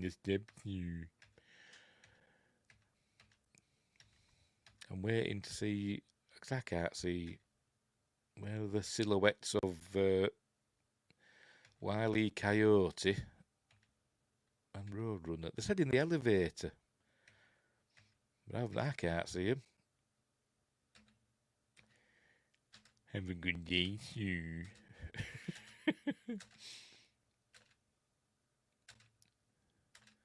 Nope. I can't see him. Unless they meant another one. But the tar pits they mention is a tar pit in LA. Yes, there's a TV series about it as well, isn't there? Apparently, which I've not seen. They find fossils in it all the time, yes. Yes. Mastodons and saber-toothed cats and stuff like that. Anyway, so he looks through this keyhole. There we go. And he sees who thinks Jessica is Jessica with some sexy lingerie. And he goes in. But we learn it's not Jessica Rabbit, it's Lena Hyena. There she is. She goes, "A man." Apparently it's based on what was it now? I've got it in my notes, but it might have disappeared because bloody half of my notes have disappeared. Just a minute, let me find it.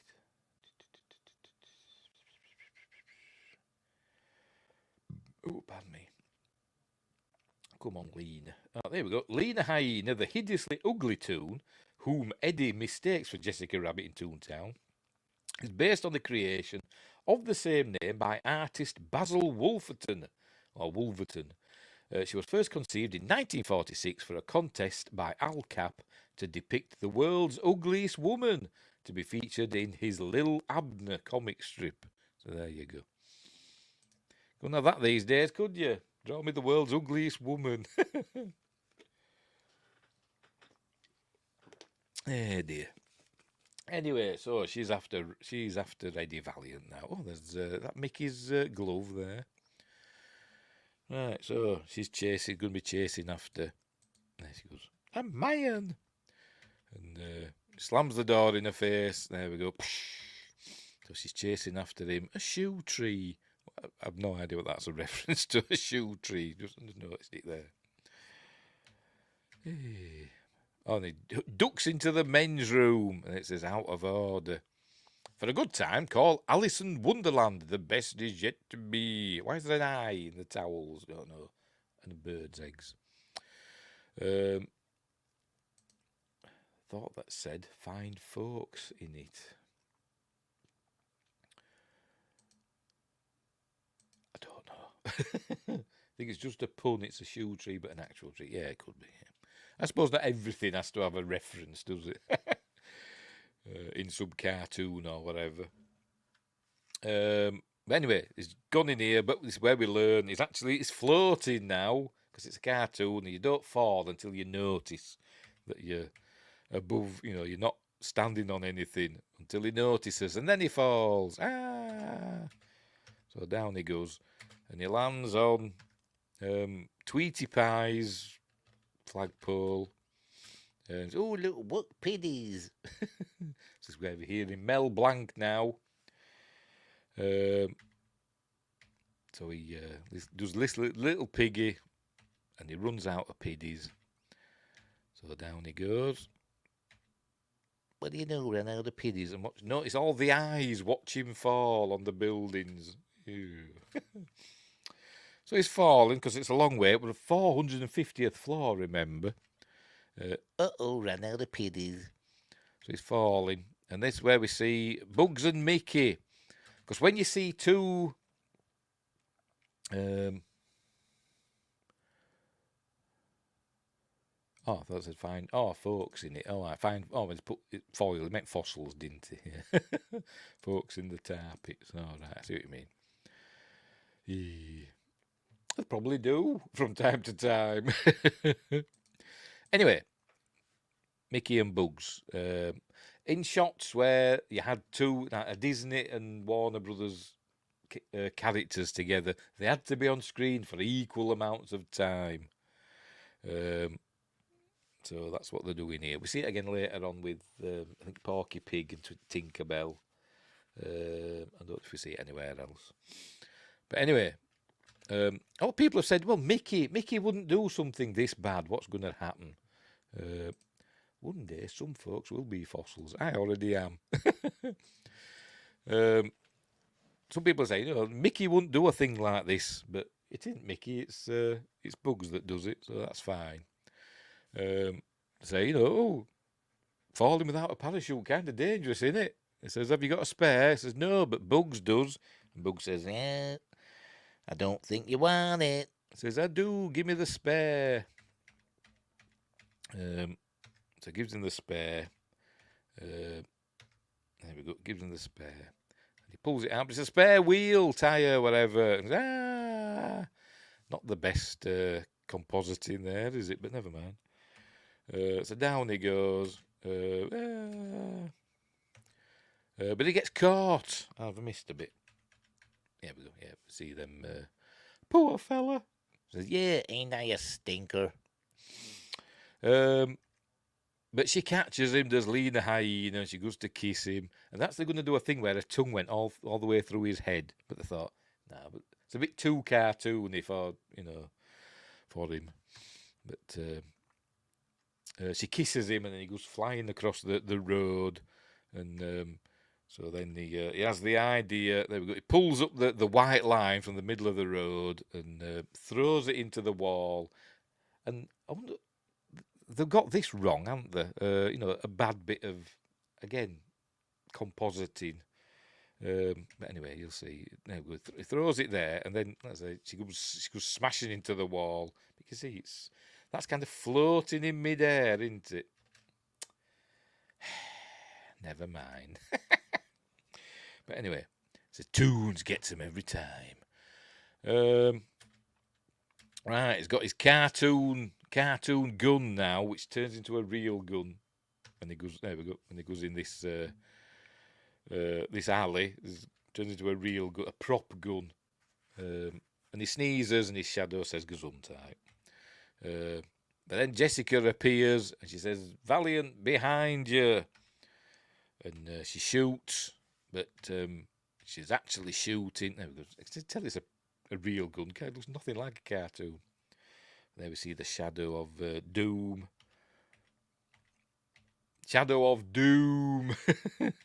He says, behind you. And she shoots at Doom, knocks him over, shoots his gun out of his hand. And he goes running off.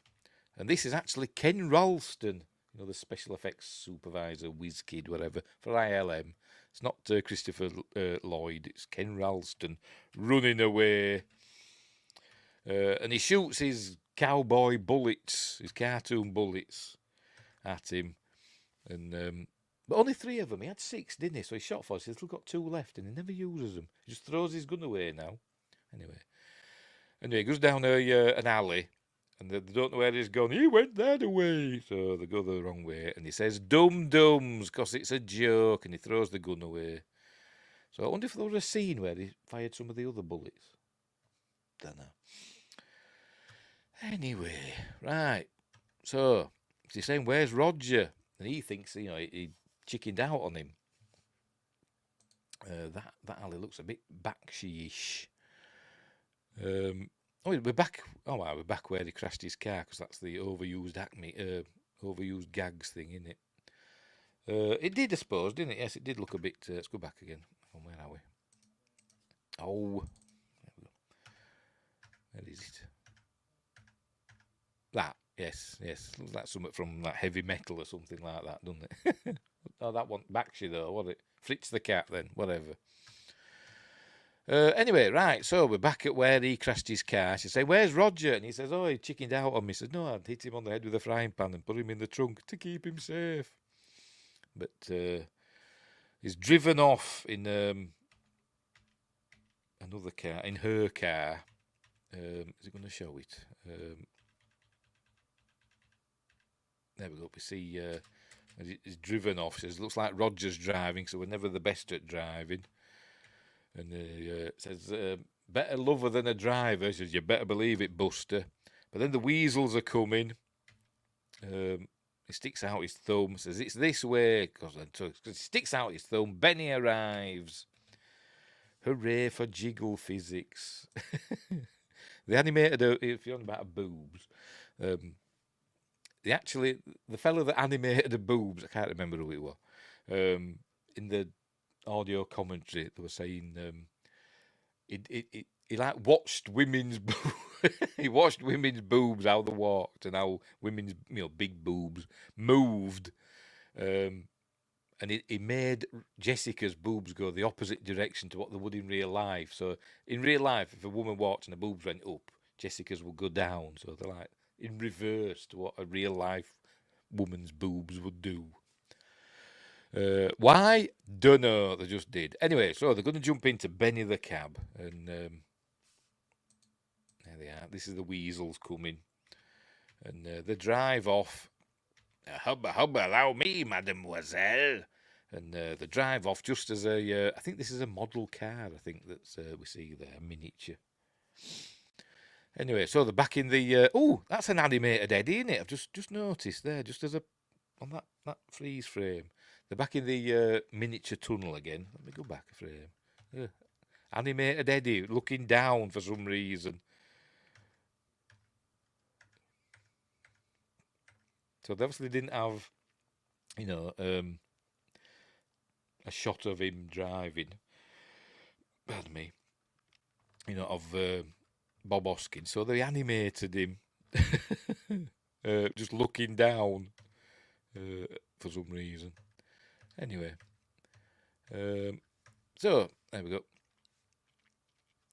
So they're driving through, and she's spilling the beans about what's been going on, and then that he gave her the will for safekeeping, and I think he's kind of realised. He realises properly later, but I think it's dawning on him slowly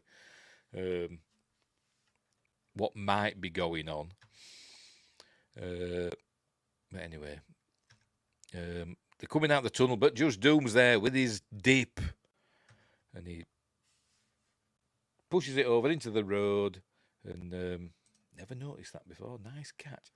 Neither have I. It just happened on the where it paused. Anyway, Benny slides through the dip, and when are we? Half Pete's sake, and this is the scene where they all come flying out. There we go. Jessica, you see that she's not wearing any knickers, but I bet they've edited it out. I bet they have. I bet they have. Yeah, I think they have. Not that we bothered. Who cares? Who cares? I think it was this one. I think it was here somewhere. Yeah. She comes out. I think they've taken that frame out. Looks like it, doesn't it? Yeah, looks like it. Who's bothered? Anyway, so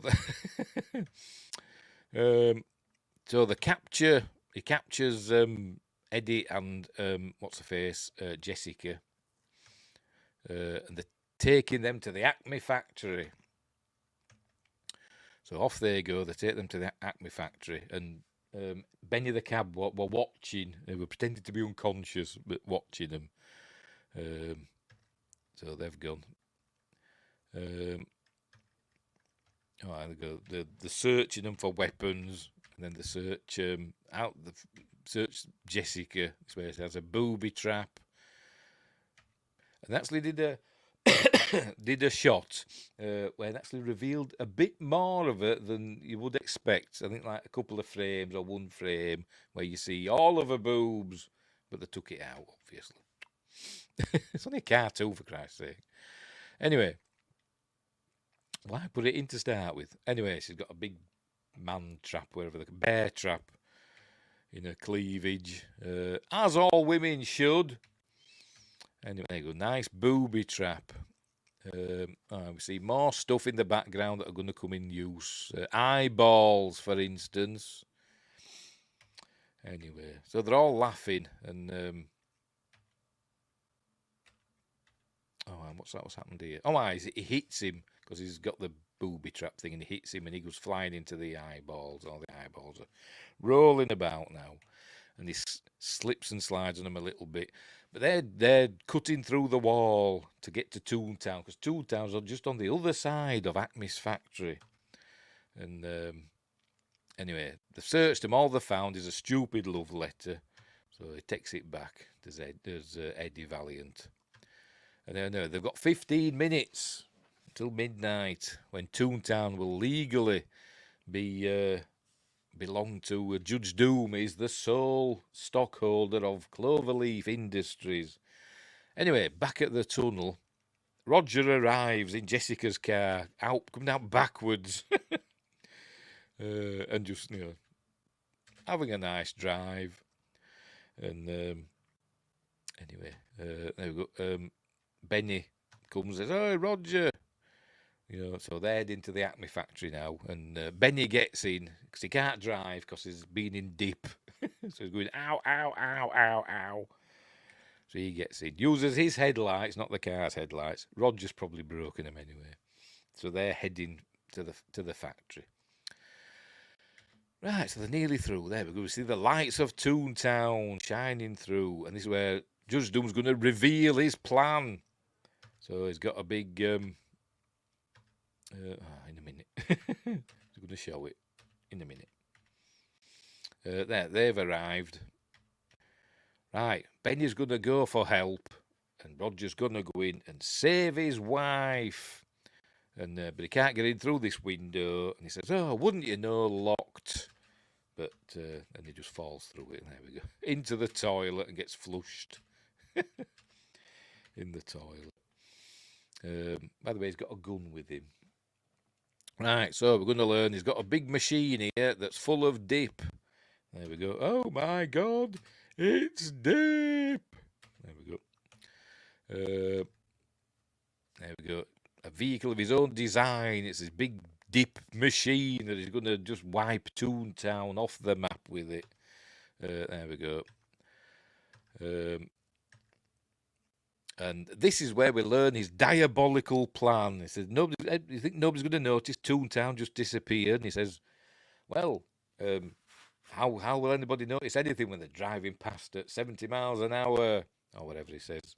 And this is where he learns about the plan for the freeways. So they're going to build a freeway from Los Angeles to Pasadena or whatever, Hollywood to Pasadena, I don't really know. There you go. They're calling it a freeway. By the way, his voice, I know it's Christopher Lloyd, but his inflections and stuff, I was thinking, it sounds a bit like William Atherton, from Ghostbusters, who played Peck in Ghostbusters. And I thought, I wonder if he auditioned for the role as well, because he'd have been a good Judge Doom as well, I think, with William Atherton. But anyway, so he's buying Toontown so that he can exploit the freeways and have car dealerships and restaurants and billboards stretching as far as the eye can see. There we go. Traffic jams will be a thing of the past because there's no such thing as traffic jams, is there, in Los Angeles? But anyway, so that's what he's going to do. There you go, telling all his stuff. Yeah, my God, it'll be beautiful. And he says, why will people use this freeway if they can get the red car for a nickel? He says, well, that's why he bought it, so he can shut it down. Anyway, then Roger appears. Then we go through this hole. Because remember, he got flushed, so now he's appeared now with his gun. It's R.K. Maroon's gun, isn't it? But it's turned into a cartoon. So, say, nobody move. So he says, pump you full of lead and all that. And he says, justice will hit you like a ton of bricks or whatever. Which it does. Hang on. Where are we? There we go. We demand justice, but the real meaning of the word will probably hit you like a ton of bricks. And then he gets hit by a ton of bricks, literally. But he's fine because he's a toon, even though they can knock him out with a frying pan, but never mind. Right, so he's going to start controlling his machine now. They tie up Roger and Jessica and put them on a hook and lift them up. And there you go. Oh, it says there. Put them up on that hook. Use that escape-proof toon rope. Meanwhile, Josh Kanapke says, Atherton takes enough crap for Ghostbusters and Real Genius. I doubt he wanted another 80s villain on his resume. Possibly so. But he still would have been good, I think. Nice Stallone in the background. Hang on. In the back, where were we looking? Was there something that looked like Sylvester Stallone? Hey, where were we looking? Because I know there'll be a bit of a delay, won't there?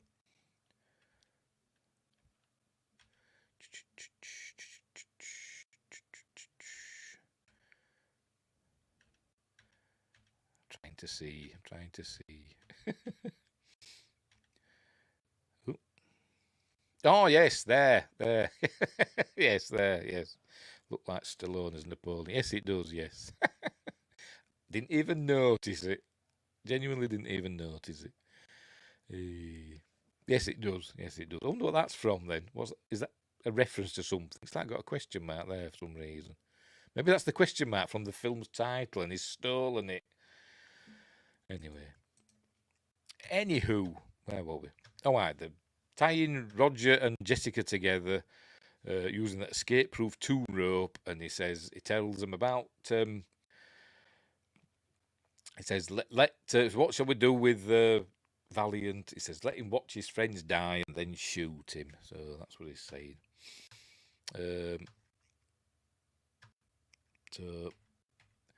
Right, so they're getting ready with that now. The weasels are operating the machine, the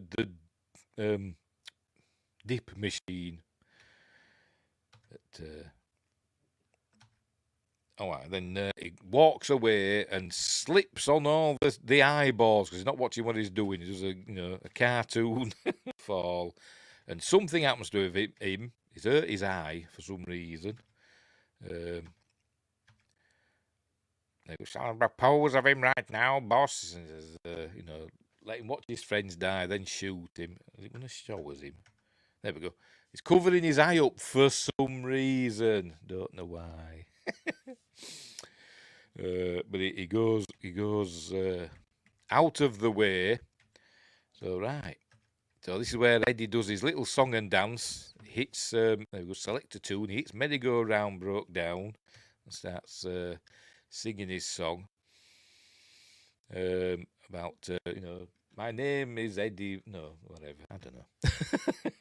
Starts singing his song. There we go. Because remember, we were in the circus, so he can do routines and stuff and stunts. And there you go. Roger is his name. Laughter is his game. Come on, you dope, and tie his rope and watch him go insane. And they're all like, what's going on? But they start laughing because he starts doing pratfalls, look. And so they start, there we go, they start laughing. And then Jessica says, he's lost his mind. And Roger says, I don't think so, because he knows what's going on.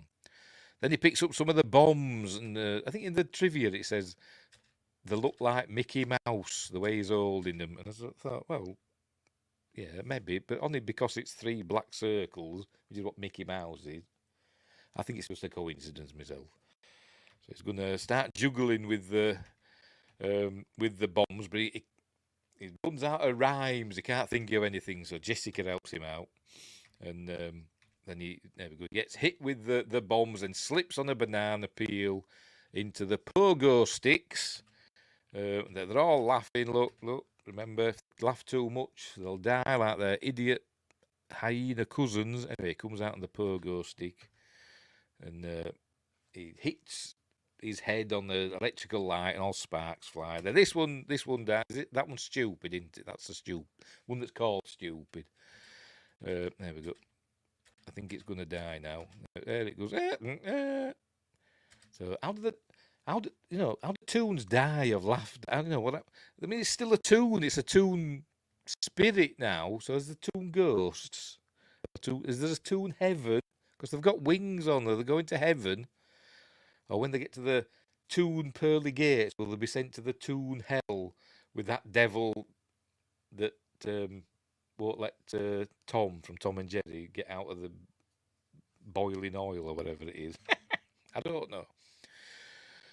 Anyways, that's one down. And then another one dies. There we go. It's another one. And there we go. Dropping more stuff. And Roger says, oh, you're killing them. You're slaying them. You're knocking them dead. And here we go. I'm through with taking falls and bouncing off the walls. And he gets hit with something here in a minute. Without that gun, I'd have some fun. I'd kick you in there. And then he gets doinked. There we go. And knocked down. And Roger goes, nose. I said, nose doesn't rhyme with walls. I said, no, but this does. And do we actually get to see his balls? I wonder on this. When he kicks him. I just want to know. I'm just curious. No.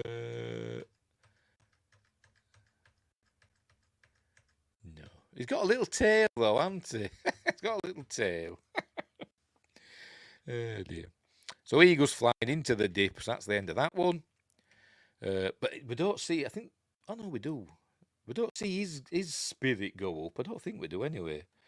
The leader. And I thought, is it because he went in the dip? But we see another one go in some dip. This one dies. He dies. And because he takes his foot off the clutch or whatever, it starts moving forward. There's the machine. And then so it's spraying at them. Oh no. And he falls. There we go. He falls into the brushes with the dip on it. But then his ghost comes up, or spirit, or whatever comes up. But they can still do things in life. Hang on there, because he goes up there and he goes bye bye and presses the lever to make the dip come back towards Roger and Jessica.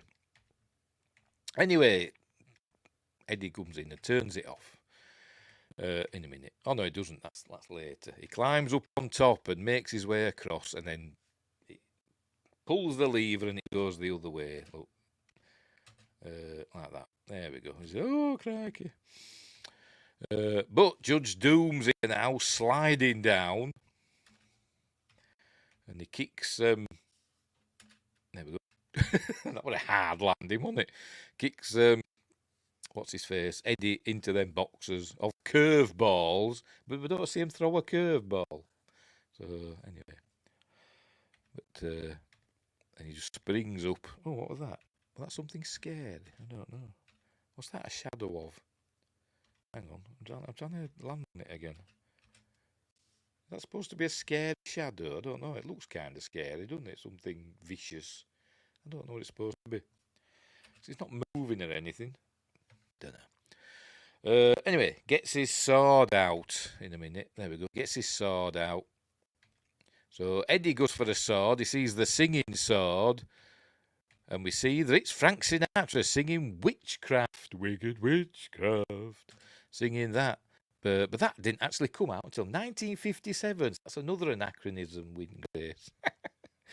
So that song didn't come out for 10 years after this film was supposed to take place. So there you go. So that's no good for him, so he doesn't use that sword. And he finds a big Acme magnet. Does it say super strong magnet or whatever it says? Yeah. I always wanted magnets to be like cartoon magnets in real life, but they never are they? So he's using the magnet to get the sword off Judge Doom, but it doesn't work, and it goes the other way, and he ends up trapped with that barrel. And the big machines come. Oh, I know that the big machine's still rolling forward slowly, but then Judge Doom comes in a bloody steamroller. Where the hell did that come from? No idea, but it's an Acme steamroller, so there you go. So he comes round, he's going to run over Eddie in the steamroller, but luckily there's them boxes of portable holes there. So luckily he gets one. Let's make sure we're still going. Well, we're getting to the climax. Are we still? Yes, we are. Yeah, we are. I better make sure. No. Oh, sorry. Hello, AD Ellis 24. Just don't make them like they used to. In retrospect, it's probably a good thing they never made a sequel. Sorry, I didn't notice your chats. I never check Rumble because I'm an idiot. Amy Irving is most well known for taking Spielberg to the bank and emptying out his accounts in their divorce. Oh, right. I know her from Carrie. $100 million for 5 years of marriage seems like a solid deal. Yeah, it does. Modern animation needs more drunk rabbits.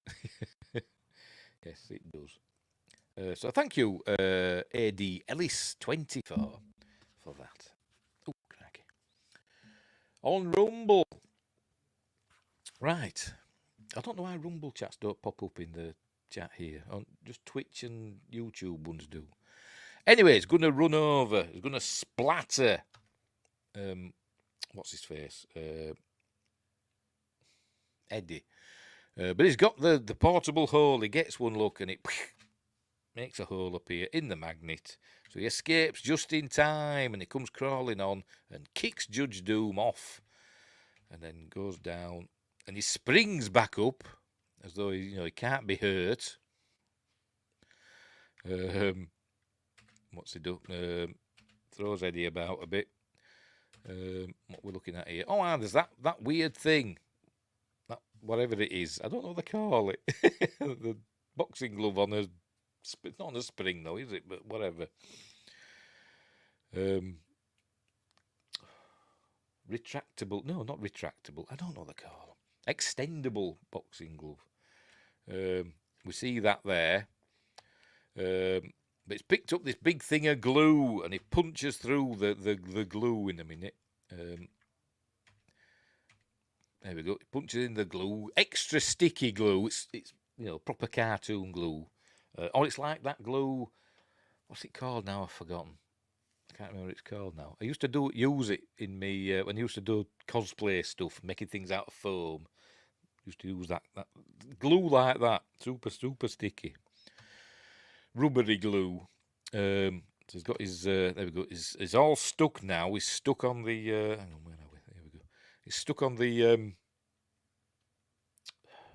steamroller, and then he also gets stuck on the floor, so he can't move now. And so he's going to get squashed. But meanwhile, Eddie comes in and turns it off. There we go. He turns off the machine. Ooh, crikey! Just in time. Anyway, rubber cement. Yeah, something like that. I can't remember what they called it. It was a brand name, and I forgot what they called it. I used to get it in like little tins with a, a screw cap with a brush on it, that used to stick things together. I used to call it cartoon glue because that's what it was like, but I forgot what they called it. Anywho, right. So he's turned off the machine now, but Judge Doom's getting squashed by the steamroller, which is I know a lot of people think this is a bit, gruesome, but there's no blood. But anyway, so it looks cool. Obviously, in real life, Christopher Lloyd is sort of like in a hole there, and it's like a dummy bottom half. He's getting squashed. Then it becomes a dummy top half as well as he goes under, and he gets flattened by the steamroller. I don't know what happens to the steamroller after that. I don't know why the steamroller it kind of like went in a big circle, didn't it, for some reason? I don't know why, and I don't know where it goes after this. So we don't see it again. I don't think we do anyway. But anyway, he just turns into a stop motion animation now. He like springs up. And this is where we learn that he's a toon. Holy smoke, he's a toon! Anyway, so it's a cool bit of stop motion animation. And he goes, but he's not just any toon. There you go. That lame brain freeway idea could only be cooked up by a toon. He says, I'm not just any toon. Anyway, he goes over to these oxygen things and blows himself. Inflates himself again. There we go. And his eyes pop out. Like that. He turns around. Ah! And then it's where we learn that he was the toon that killed Eddie's brother. Because he does. Hang on, I'll do it. We'll listen to this bit, shall we? Remember me, Eddie? When I killed your brother? This bit scares me. Scariest bit in the film, I think. I talk! Yes!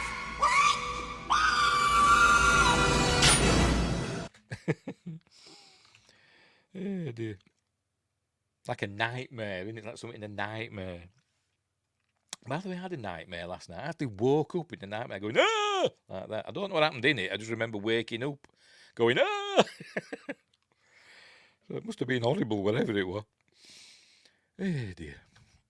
Anyway, right, so he's going after Eddie now, and he's got big springs in his boots now because now he's a toon. We know he's a toon. He can do anything. Here he goes past Sylvester Stallone again. I wonder what that's off. It's got to be off something, hasn't it? You'd think so, anyway. Here he goes, and he grabs Eddie and throws him about. Has he knocked him down, hasn't he? Oh, he's going to start up the machine again. There he goes, starts up the machine again. And then he punches Eddie because he gets a big anvil. Hang on. Where are we? Oh, for Pete's sake. There we go. He gets a big anvil on his hand now. And punches Eddie. Knocks him flying down there. And he goes landing near this thing. I don't know, Chekhov's collapsible box, whatever they bloody call it, retractable boxing glove. I don't know what they call it. But then he changes his anvil into a circular saw that gets bigger and bigger. So he's going to chop up Eddie, he thinks. Do you expect me to talk? No, Mr. Valiant, I expect you to die. There you go, he's got his evil eyes. But then he's picked up the thingamabob, whatever it's called. What does it say in Wikipedia, in the plot? What does it call it?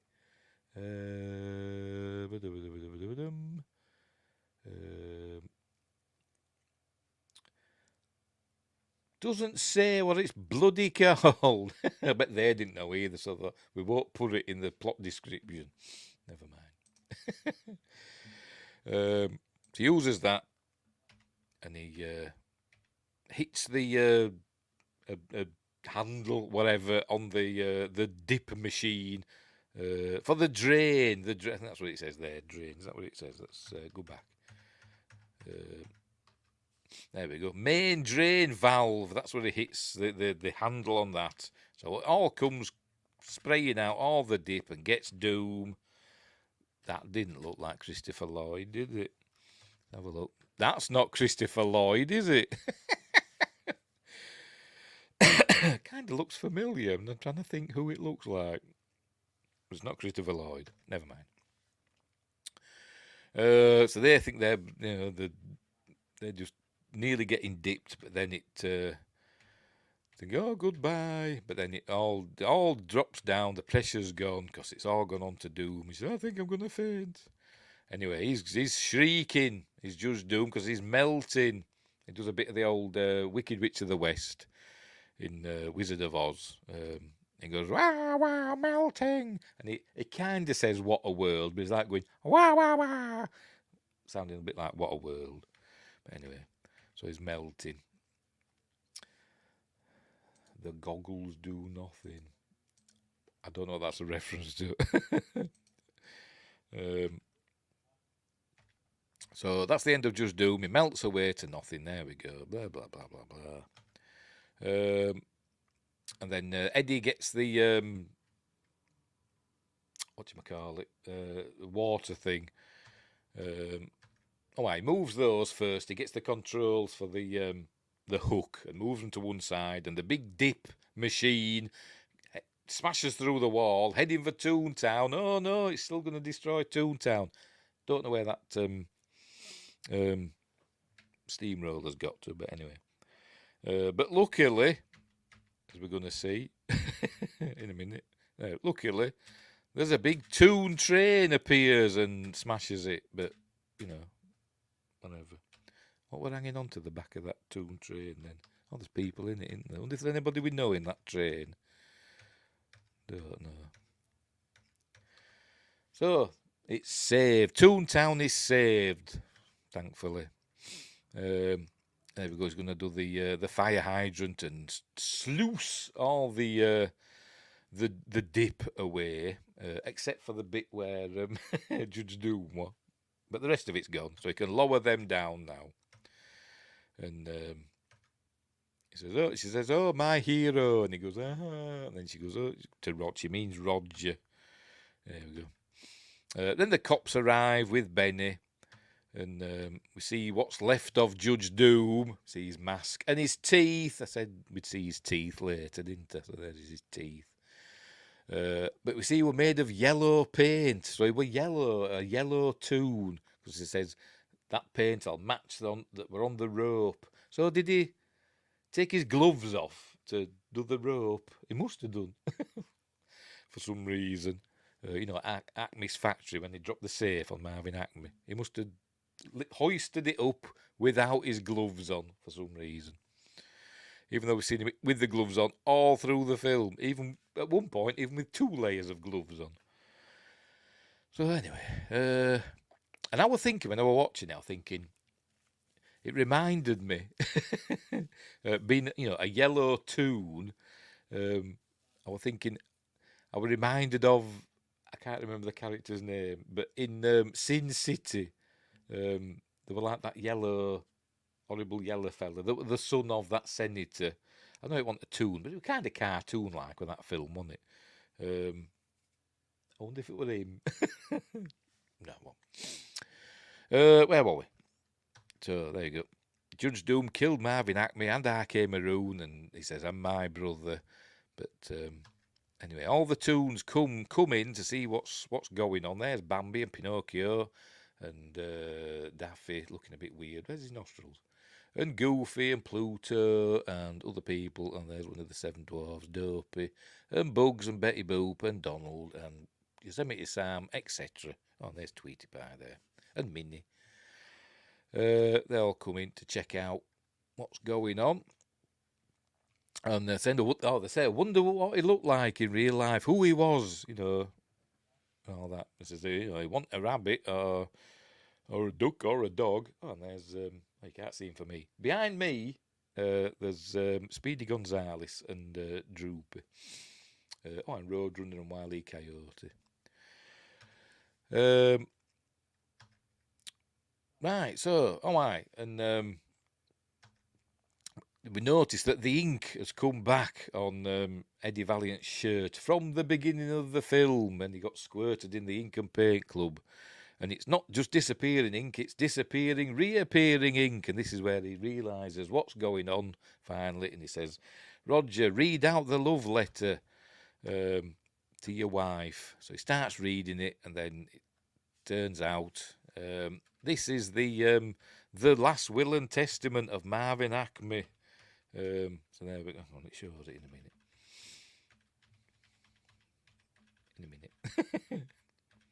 There we go. There we go. Shows it there. I, Marvin Acme, blah, blah, blah. Sound mind and body. Do leave Toontown to those lovable characters, the Toons. So there we go. So everybody's happy. They're all cheering. Look, they're all happy, look. And everything's lovely. And he's going to kiss again and gets interrupted again. And she gets fed up this time because she's always... Look, she's a bit miffed. Is Dolores this time. But anyway... and he says, put it there, pal, because, you know, you did well, so he's going to shake hands, but he's got the hand buzzer, and he goes, and he says, oh, don't say you've lost your sense of humour already, Eddie, and he says, oh, and then he says, there you go, he says, does this answer your question? And he gives him a big kiss, because, I don't know. Why don't you just laugh about it? You had to give him a big kiss. So there. So she's going to make a carrot cake. Oh, and she rubs Roger right down her boobs. Look, I'll buy you. Anyway, so they're all singing, smile, darn it, smile. Apparently the people who are singing this, by the way, in the film, are all the animators. They've got all the animators in to sing this last bit, apparently. So there we go, and that's it. That's the end of the film, because now we see. I'm presuming they've also got, you know, I said that they had to have equal screen time, the Disney stuff and the Warner Brothers stuff. So I'm presuming all the Disney and Warners that we saw in this bit, where they had loads of them, all got equal screen time. I don't know. I won't count it. But Porky Pig comes on and says, "Oh, that's all, folks." And then Tinkerbell signs us off. There we go. There we go. That's the end of Who Framed Roger Rabbit, no question mark. A great film. As I said, I saw it 3 times at the cinema. I think it's a really, really good film. And I love the way it's made, because it's an old-fashioned effects film. No CG. All hand animation. All old-fashioned compositing. Sometimes it works, sometimes it doesn't. It doesn't have to be perfect. And as at the time, the most expensive film ever made. If it were made today, $50 million in 1988 is equivalent to $180 million today. So it'd be up there, wouldn't it, with the films of today for its budget. So there we go. So right, so that's it. Give Roger. If you haven't seen Roger Rabbit, where have you been? Says me. I've seen nothing, have I? Anyway. Right. So, I say, love Roger Rabbit. Great film. Great film. Great film. I'm just sorting stuff out. There we go. Right. So, we'll leave it there. So, what's coming up next? What day are we on? Monday. Wednesday will be news, if there is any. Let's get rid of that. Friday, for Friday Night Appointment with Fear, this week, we're Q, the Winged Serpent. That's what we're doing this Friday night. Is it a horror film, or is it just a monster movie? Quite horrific things happen, I don't know. But that's this Friday. Next Monday, where is it? Next Monday's, Magnificent Mondays, we're doing Deep Impact. Love this film. I think it's a great film. Miles better than Armageddon. I think it is anyway.